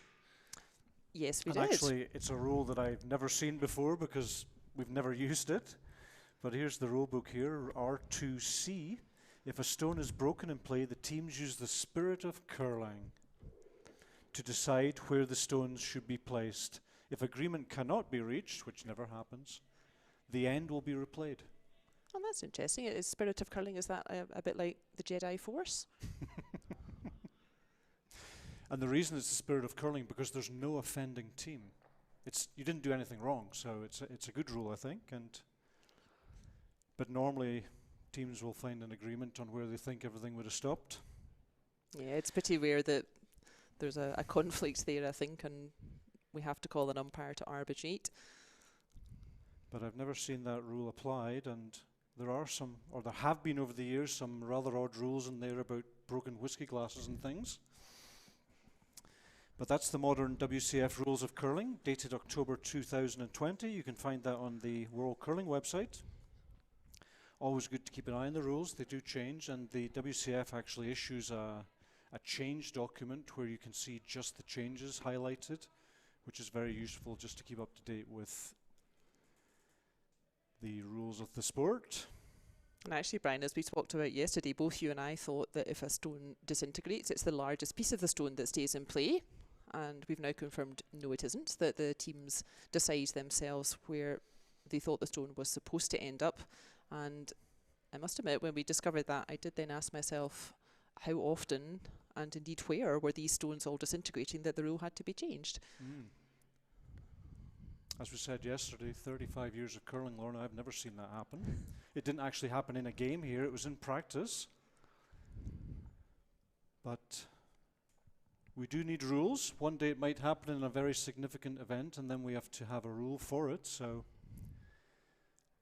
all these situations need to be covered. And we're keeping close eyes on this Van Dorp game, and Team Marietan, you know, this is their 3rd game in this competition as well. They'll be getting better and better with every draw, and yeah, they're not ready to go home yet, making Van Dorp's life pretty tricky in this 6th end. Just an update about the LSDs. They will be published at some point, but they're not on the website right now. So hang fire, and hopefully in the next few minutes it will be on the website. So just recall the website of the World Curling Tour, www.worldcurlingtour.org is the one and only website for this tour. And don't forget to subscribe to the YouTube channel that you're on, WCT TV. And of course, join us also on Facebook and Instagram.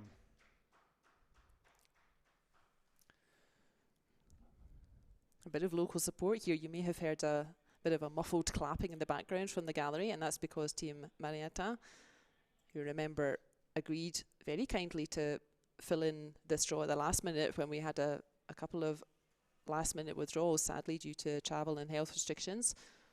So Team Marietan agreed to put themselves out there, and I think they're very much enjoying their third game here in this competition. They are putting a stack of pressure on Team Van Dorp. They've got 2 stones buried in the forefoot in this 6th end. You can see the overview. Oh, there we are. There's a nice view right now. You can see Wouter holding the brush. And I think they're lying 2 red right now. And guess who's just caught another guard, or another who's discovered that fierce curl at the end. So maybe all is not lost for the Höslis. Or indeed Team Marietan. They're seems to be playing with good confidence in this game.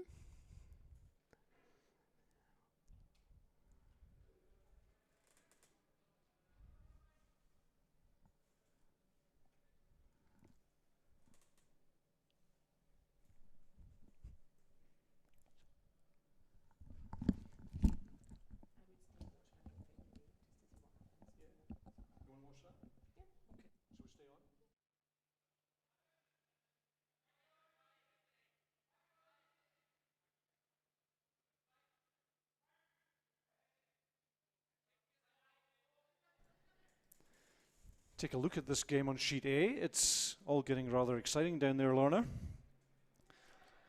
The Marietan is the local team from Champéry who stepped in to fill the space, and they're having a bit of a battle here against Van Dorp, who we saw yesterday on top form. And who are the defending champions, no less.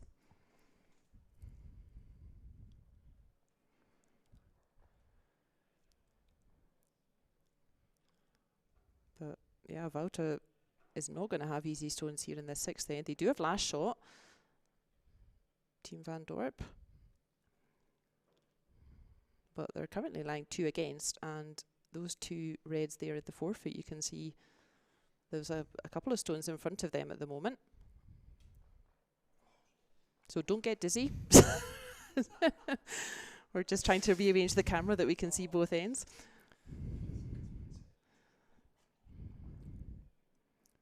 If you're prone to dizziness, look away for a second and we'll let you know when you can come back.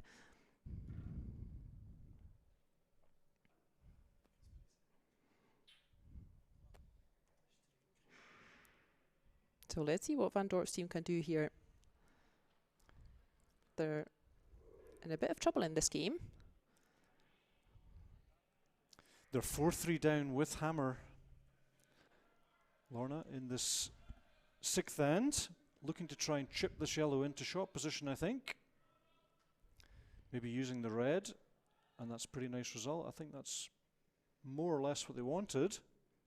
I have an idea, though, that Marietan can see quite a lot of that yellow, although it maybe does direct straight back onto the red. So he's maybe just about done enough to save the situation there, Wouter.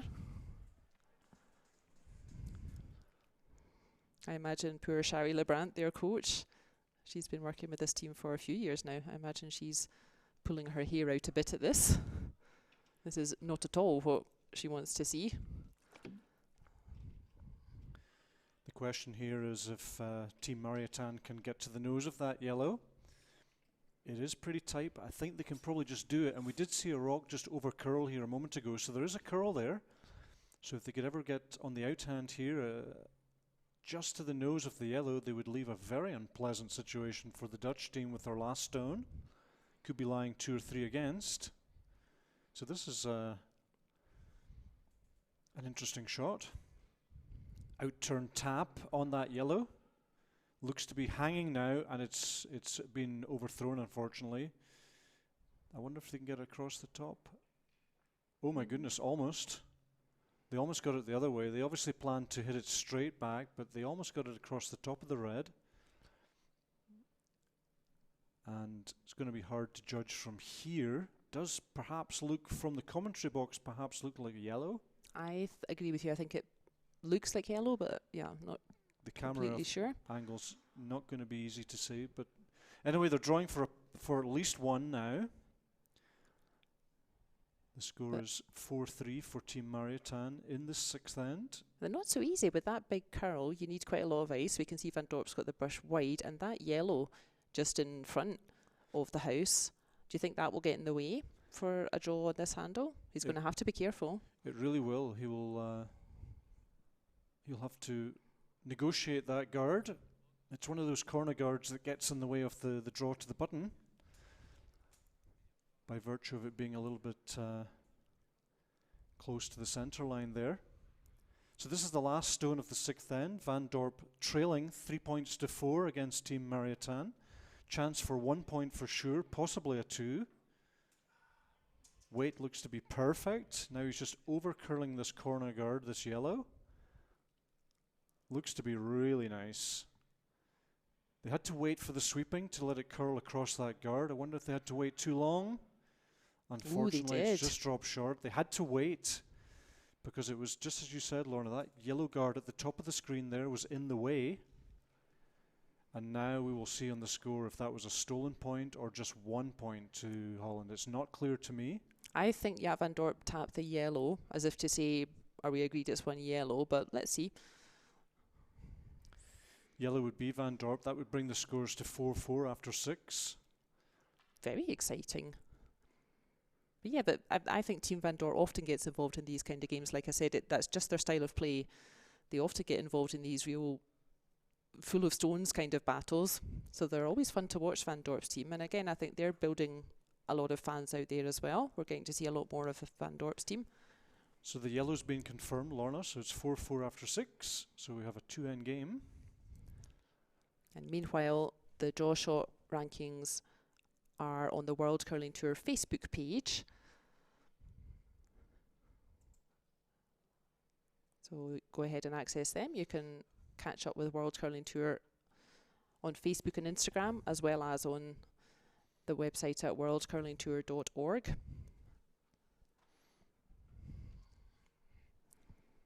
And yeah, if Marietan continues this strong performance against Van Dorp, if they all end up with 1 win each, we will all be looking at the draw shot challenge rankings.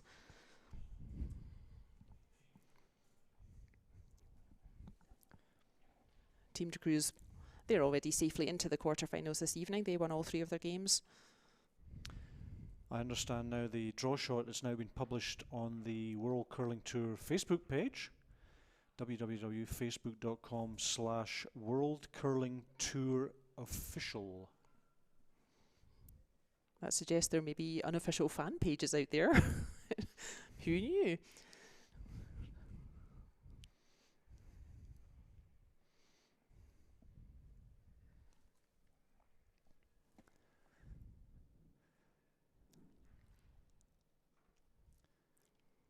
And it looks like Retornaz won their game over on sheet D. So Retornaz also on 3 out of 3. So yeah. I think the De Cruz will be top of the pile, wouldn't they? And I think Schwaller's 3 of 3 for 3 as well. So Schwaller, Retornaz and De Cruz. Schwaller will be top, yes. Have won all 3 of their games. Mm-hmm. Yeah, Schwaller with their supernaturally good 5 centimetre draw shot challenge. And remember, that's an average. That's the cumulative. I think it's an average. Am I right, Brian? Correct. It was, they had 0 centimetres, 4.7 and 12.1 for the 3 draw shots, which is pretty nice. handy. Mm-hmm. Always handy to be good at the draw shot in curling. Draw shot challenge. A way of ranking teams. LSD. And then in Group A, yeah, they're all finished as well. That's the group with Edin, Jan Hess, Björn Jungen and the Young Hurleman team. And I'm not quite sure how that group finished. Let me see if we could work that out. So Team Edin ended up with 2 wins. Team Hess, I think, also ended up with 2 wins.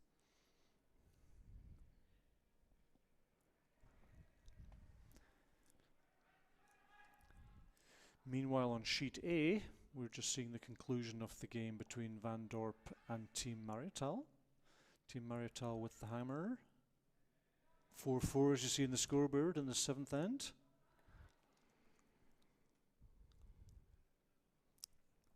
So interesting situation, Brian, in Group A. All of Edin, Hess and Jungen are on 2 wins, and the young Hurleman team, bit of a tough weekend for them. No wins this weekend, but yeah, so all of Edin, Hess and Jungen, 2 wins. They will all be looking at the draw shot challenge as well. So I think, yeah, minimum 2 wins will be needed to qualify for this evening's quarterfinals, and depending on the draw shot challenge, then even 2 wins might not be enough. Let's see.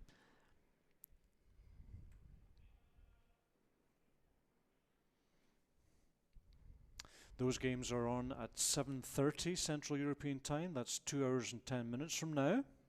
Join us again for live coverage of that session. 4 quarterfinal games. We will update the YouTube page as soon as we know which game we're going to be featuring. That can't be worked out until all these games are completely finished.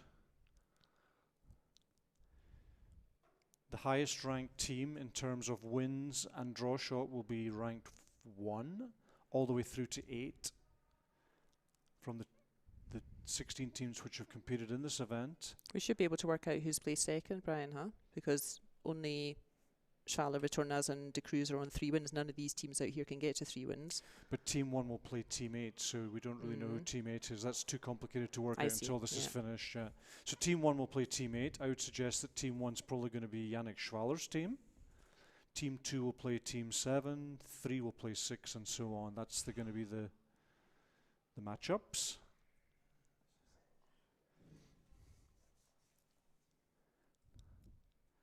So things getting pretty dramatic down on sheet A here, as we see Marietan just crash a centre guard, a couple of times short in this end. So Van Dorp with a chance to put some pressure on here. He doesn't have last stone, but he can set up a very nice top 4 back 4 combination and maybe steal a point or 2 from the local Swiss team.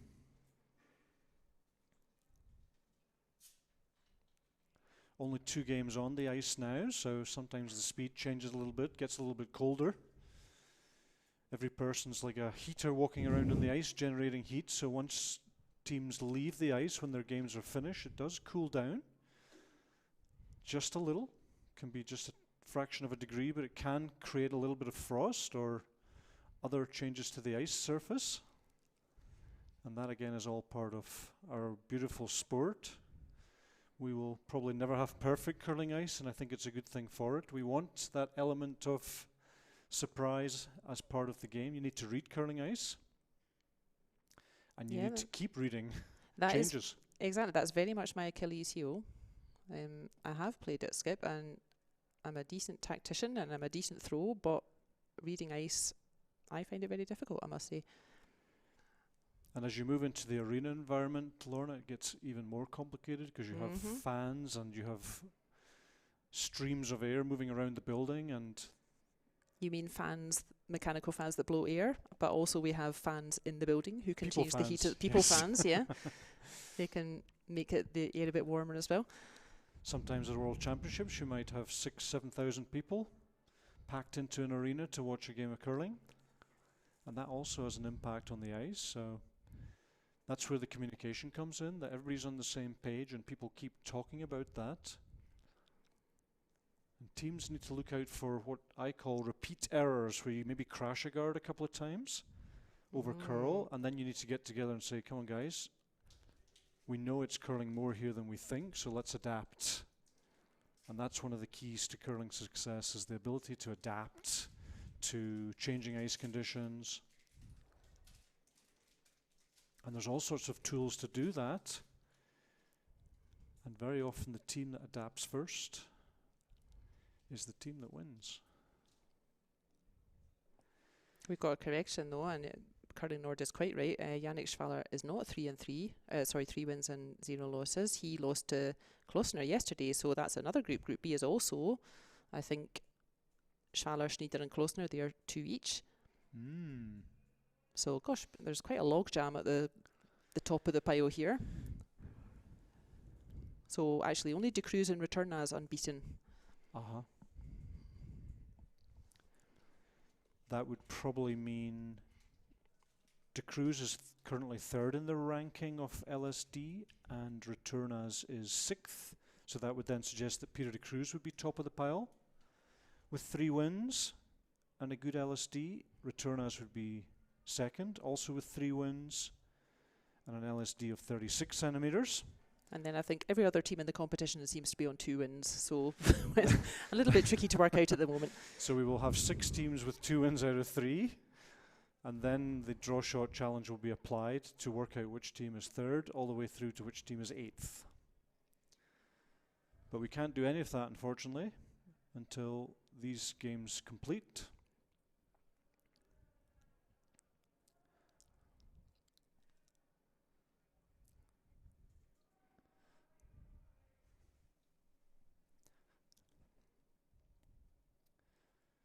There's been quite a few errors in this 7th end. Team Marietan finally have a chance to get into shot position. They haven't been in shot position for the whole end. They're lying 3 against, but they have a chance here.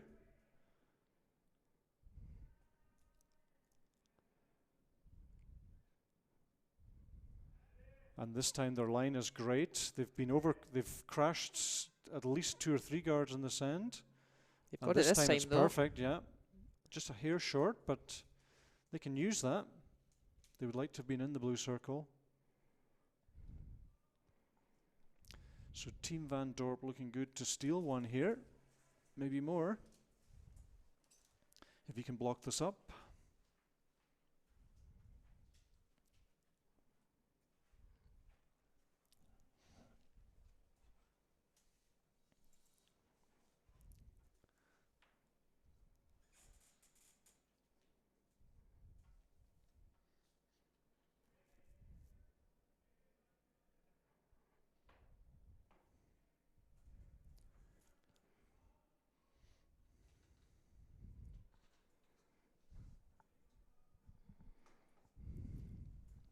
So once again, if you're interested in the draw shot challenge, the DSC, you can find it on the World Curling Tour Facebook page.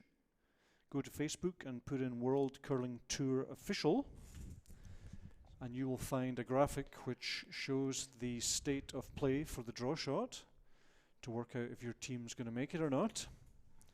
Once again, wins are obviously first, number of wins, and then teams will be ranked on their draw shot. And actually I've just tried to work it out, Brian, and I think this game is interesting from a curling point of view, but I think in terms of qualifying this evening, I think we now have enough teams. So we've got Retornaz and De Cruz on 3, and then there are fully 7 teams who have 2 wins. And as you said, 6 of those 7 teams, at least, will go through to the quarterfinals this evening. So whether, well, no, but if Van Dorp wins here, Van Dorp will be on 2 wins, so then he would join that pile of 7 teams who are on 2 wins. And Van Dorp is actually 5th in the overall draw shot ranking, so I would suggest if Van Dorp wins this game, they are into the quarterfinals. Right, yeah. They have an excellent draw shot of 21.97 centimetres.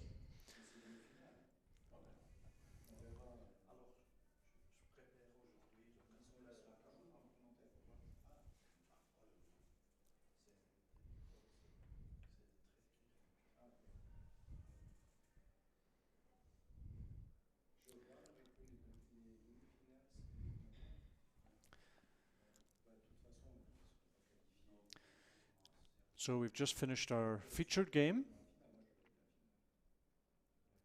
and we are now having a look on sheet A, where Van Dorp of the Netherlands is playing Marietan of Champéry in Switzerland.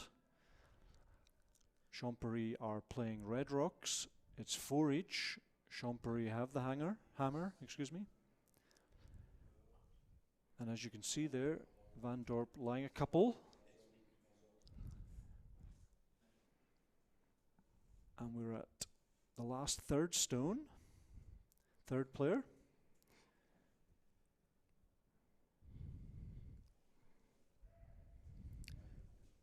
playing some sort of controlled removal of this yellow that we see at the top of the 8 foot there.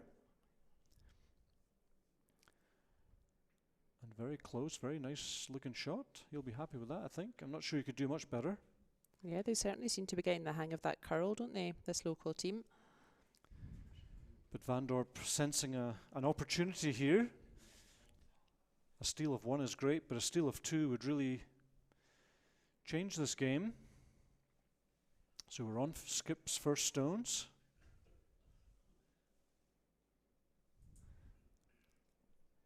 Chance possibly to block up the centre to prevent the Swiss team from pushing those reds into the rings. So a chance to close out this game, Lorna. A nice 2 here of a steal would certainly put them 2 points up going down the last, and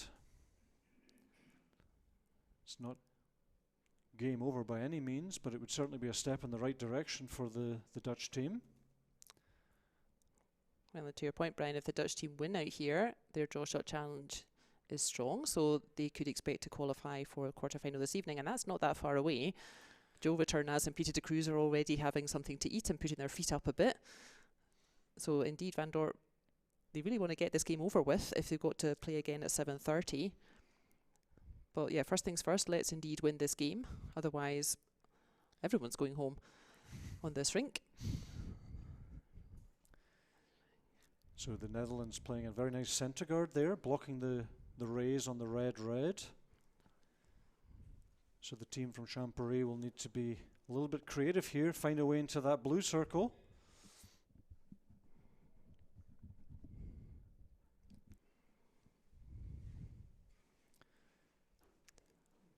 So at least 7 teams for 6 qualifying places for this evening. And if Van Dorp wins here, that will be 8 teams on 2 wins, 6 of whom will progress to the quarterfinals. De Cruz and Retornaz already safe in the semi-finals with 3 wins. In the quarterfinals, excuse me.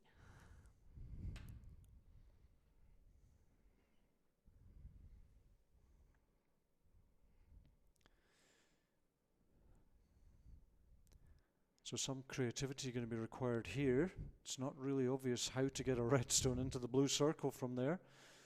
You think you can get one round the back of everything, Brian, on the that's why clockwise handle? Yeah. I'm a little bit surprised they're looking at all this. I'm just wondering why they don't just draw all the way around. But maybe there's something we don't know about the curl down there. Maybe. It does seem a bit odd. They're pushing instead of you would think that a straight in-turn draw all the way around to that back yellow would be the shot to play, but yeah, maybe they know something we don't. He's taking a little bit more ice now. That's looking more like the come around. Yeah, if they could really lock one on that back yellow, that again is going to put big pressure on Van Dorp. Scores level at the moment in that game. So this is Skip's first stones of the 7th end.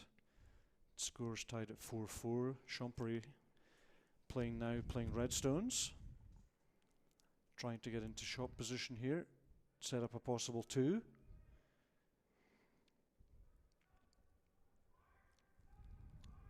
Ew. I'm not sure what this is supposed to be, but it's not going to help him at all. It's over curled. And he's blocked his own way in. So as I was saying earlier, chance to steal 2 has now become a chance to steal 3. So Van Dorp's doing exactly what we wanted Marietan to do. Taking that bigger ice, giving themselves space to come around the back of everything. A steal of 3 at this point in the game would be massive for the Dutch team. Almost puts them out of reach. Going down the last end, 3 up without the hammer. So 2 rocks to come. In-turn draw, try to get top of the 4 foot, block the Swiss team from getting into the 4 foot, and then probably stealing 2 or 3 here. Doesn't want to be long, doesn't want to be behind the tee line. The professional miss here, Lorna, would be to be short and just leave another guard.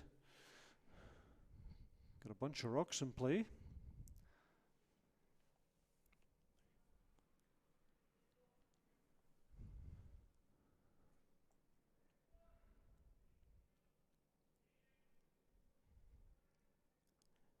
all bar one rock is in play. It's like they've banned takeouts for this end for a bit of fun. So here we are. Looks to be a little bit wide and heavy, which is not a good combination. Doesn't want to sit on the tee line. He's basically just showing the way for the Swiss skip. So they won't be happy with that. They've probably made the shot easier now. He's got 2 sets of backing here. He's got backing on the tee line and backing at the back of the 4-foot. Stefan just indicating, I think, yeah, that if you play tee line, you could either just draw in directly, or yeah, you can bump in off that stone that Walter just threw. I can tell you that yellow stone is almost wide open. Almost. I would say it's edge to edge, maybe even a little bit more. So this is certainly a makeable shot, and it's going to be a big turning point in this end, because it hasn't looked good the whole time for the Swiss team, but with the last stone of the end, they could rescue themselves and sneak away with a point. And actually they're going to have to, Brian, so that's 3 yellows lying. The last Dutch stone really had to be short, Lorna. It could have been on the hog line, it wouldn't have mattered. Cannot play the tee line there. It's certainly made this last stone of the Champéry skip at least twice as easy as it was before. Just needs to get the line right. They're sweeping hard, but I think they've actually overswept it. Yeah, I'm not sure that's going to come back. They've overswept it. I don't know why they jumped on that, but they've messed up the line, so it's a big steal of 3 for the Dutch team, which Bit of a let off there on that last shot. is a huge turnaround for this game.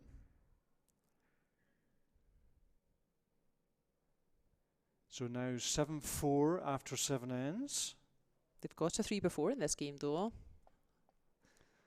7-4 after 7 ends. So the Swiss will now need 3 points for an extra end, which is not going to be easy. But if I was the Swiss team, yeah, I agree with you, Brian. I don't see them getting another 3 in the same game, but I would definitely be saying to my team, let's run them out of stones, boys. You know, let's play until we don't have enough stones to win the game. 2 is always makeable. Sorry, Lorna. 2 is always makeable. It's a 50-50. But to make 3 when the other team know that that's what you're after, if they play their cards right, it's pretty hard to score a 3 on demand in the last end of a game. But it does happen. Even at the very highest level, it does happen. And they've seen that, as we keep saying, this is Van Dorp style. They always have stones in play. They probably won't want to in this last end, of course, but yeah, they typically have stones in play, and they've seen that they can get a couple of hash shots out of them. I'll be very surprised if they throw anything in play, Lorna. Let's see. I don't think there's any need to throw anything. I think they should throw these through. I mean, if you're winning by 3 in the last end, I don't see any point to throw anything in the rings, but they are. Would you throw 1 stone in the rings and then second stone through? You can throw 1 in, and if you like it, then throw the second one through. And if you don't like the first, you can remove it. That is an option. But personally, at 3 up, I wouldn't throw anything in the rings. At You would 4 just up, throw it straight through? At 4 up, I certainly wouldn't. At 3, it's a little bit of a 50-50. Depends how you feel. But I certainly wouldn't throw 2. I would just throw 1, and then the next one's going through the back. So I can tell you it's top 4. The Netherlands have played top 4. And this is an interesting idea that the Champéry team has.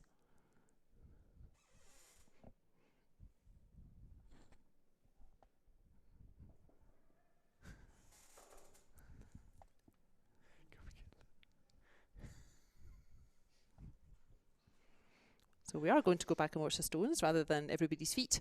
It was quite nice watching the slide too. That's always interesting. But we're going to see now, this is the 8th end. Score again 7-4. And they've pretty much started in a nice way. This shows why Brian was keen to not put any stones in play. Look at that. Exactly right, Lorna. Personally, I would have thrown a corner guard, however. They've thrown a threes, which is the hardest shot in curling. And they've done a pretty good job of it, but I think we'll see the Netherlands with an upweight peel here.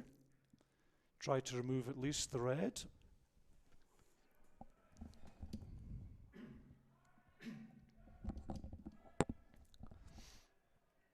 They've played a control weight. So there you are. That's pretty much what the Champéry team was after, isn't it? The yellow that you threw first kept that red in play. Now I'd expect to see a corner guard, but slightly unusual strategy here. We're just seeing all of these nice, hypothetical scenarios, like not playing to the centre when you've got last shot and not putting a stone in play when you're already 3 ahead. And we're seeing all of them demonstrating for us why those tactics work. So Champéry now trying a freeze again, which is very unconventional curling. Most people would be throwing 3 corner guards in this situation and then drawing 5 around them. Champéry have thrown what was supposed to be a freeze, but it's actually turned out to be a centre guard, so the Netherlands will now remove the rock that they tried to remove before. I don't see them muffing this one. There's nothing to keep that red there. So with that big steal of 3 in the 7th end, Van Dorp has pulled away now. But then this again, is look at this, curling off. There's something funny about sheet A, Lorna. We haven't really been watching. All our games have been on sheet C, so we haven't really seen this sheet, but they're clearly having some issues.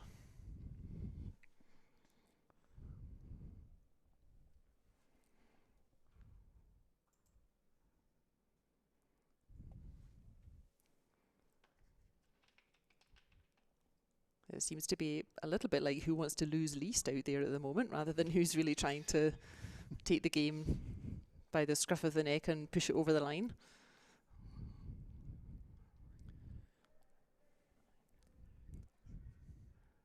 Because they've got it this time, the Champéry team, I think. Yeah, that's a second red in.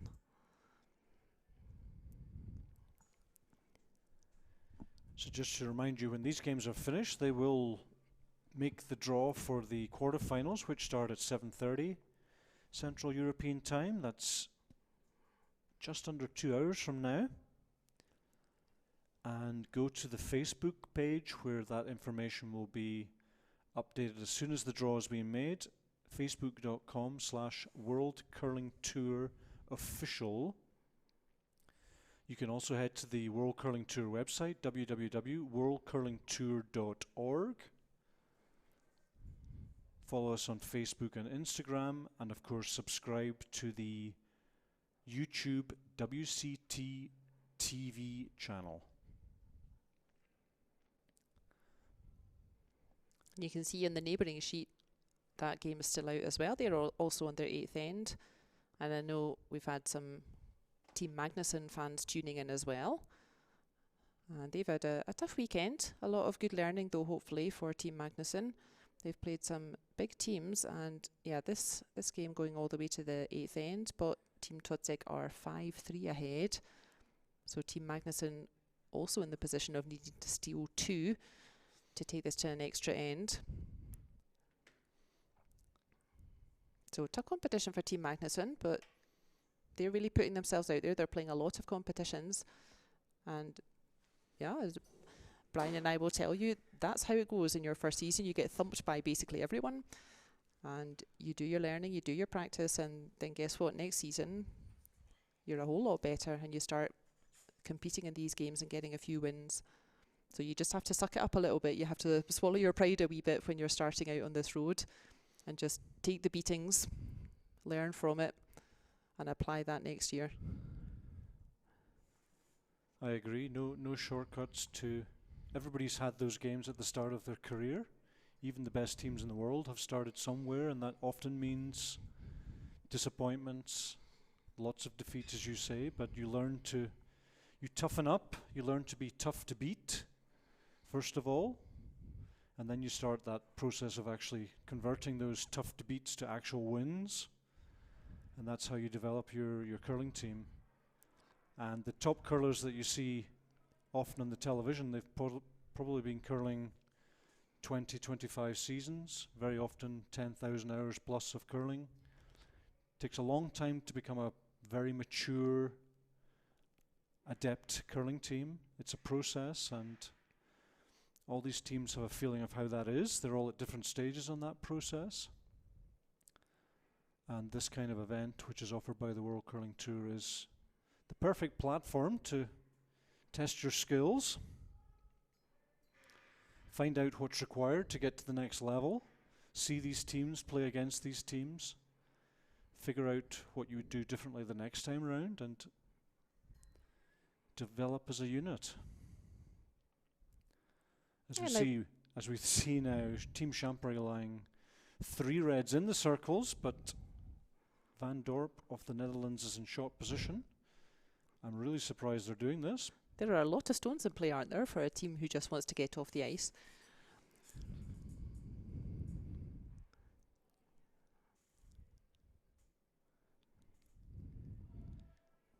It's not the textbook last end when you're 3 up, Lorna. Normally you'd just be removing granite here, especially the easy one on the far left there. You just remove that and make it harder to score, but looks like this is the game, and this is the they way stick they to play, it. and Yep. even if the scoreboard tells them otherwise, they seem to continue with that. There are risks, and the problem, for example, with the shot they've just played is they've now created a double takeout. Yellow on yellow will go, and red could lie 4 rocks in the rings. Not all in shot position, of course, but it's But that's what Champéry wants, right? They just want stones hanging around that they can play with, that they can move around a wee bit, keep those reds in play. That's what they're after. An on-form team would pick that front-back double takeout and really put the pressure on. Looks like Champéry is going to try something a little bit more subtle. Yeah, if we have big tall Amos from Italy, he would be lifting the pair of those yellows out, lickety split.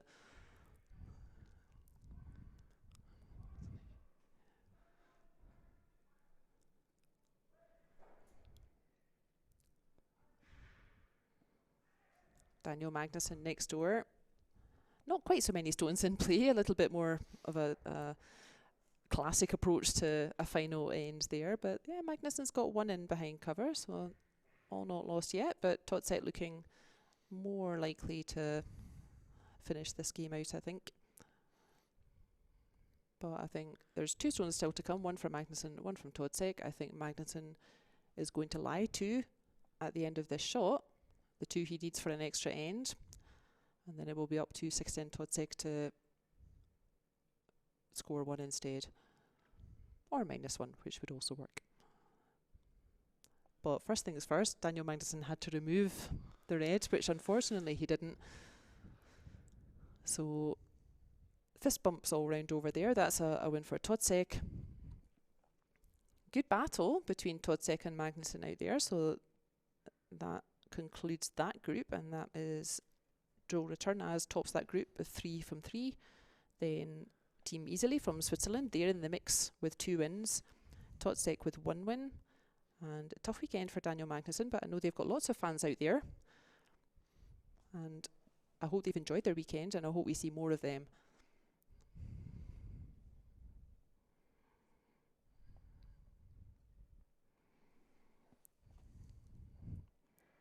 So a vaguely ridiculous 8th end going on at Sheet A.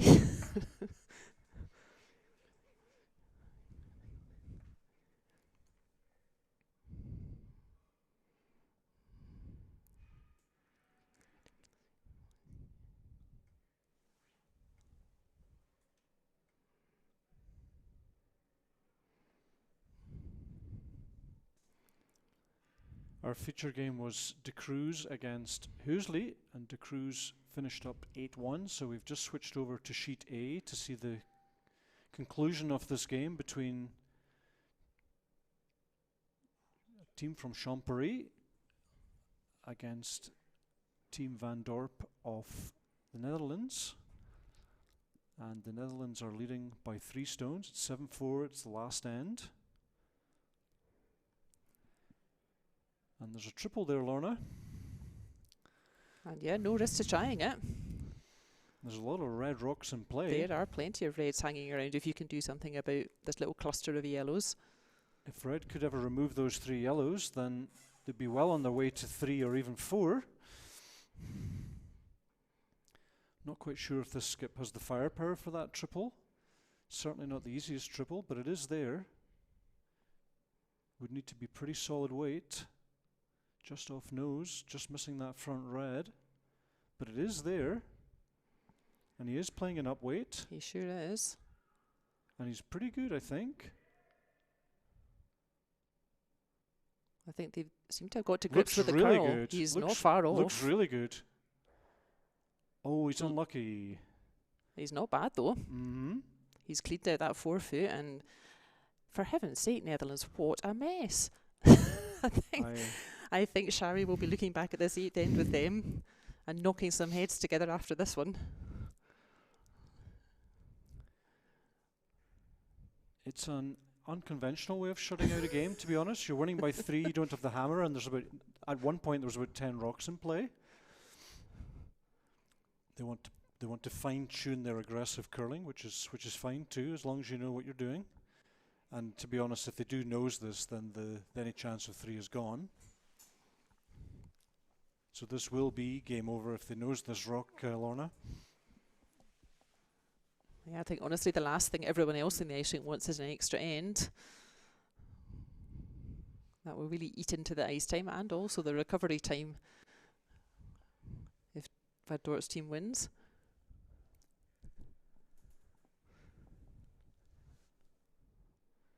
So there we have it. Don't think there's a chance of 3 now. There are enough reds there, but I don't see any way of removing both yellows. Might be wrong. Yeah, I'm not convinced there's a double there.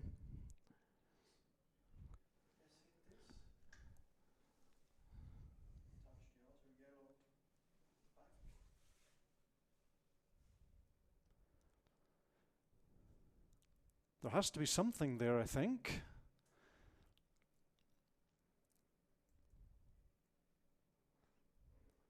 The problem it's the second yellow, yeah. It's the second yellow, and unfortunately that red behind it has really made it difficult.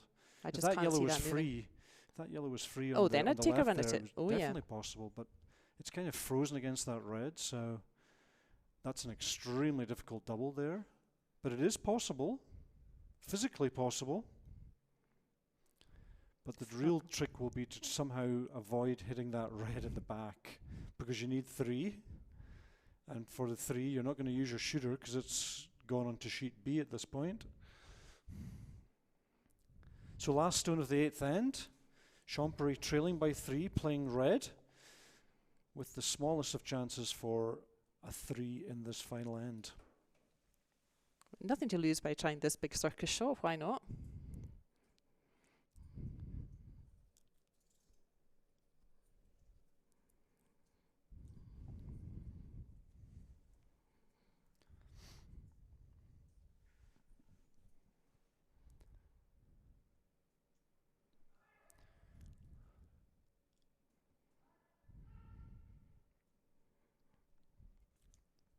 And he's just overswept it a hair. And that will be that, so to the relief of everyone, I think. I think that means Holland has qualified for the top 8, so congratulations to them if they have. I think by dint of their draw shot challenge, yeah, so we have great performance there by Marietan. Thank you again to them for stepping forward. So that concludes the round robin. There's, as we said, there's 8 teams in the mix for 6 places in the quarterfinals. De Cruz and Retornaz already safely there with 3. Join us at 7:30 for the quarterfinal. You will have Brian Gray commentating and maybe Armin maybe coming to commentate as well. I'm having the evening off and I will be back tomorrow at 9 o'clock for the semi-final. Thank you for joining us this afternoon. Go away and have a cup of tea, walk the dog. Join us back here at 7:30 European for the quarterfinals. And I think as soon as we know which teams are qualified, then the draw will be probably on the Facebook site or potentially on the worldcurlingtour.org. There's if you click on bracket on the scores, you will find the teams qualified for the knockout. So thank you everyone for joining us. Thank you, Brian, for guiding us through that game. And join us again at 7:30. Bye for now.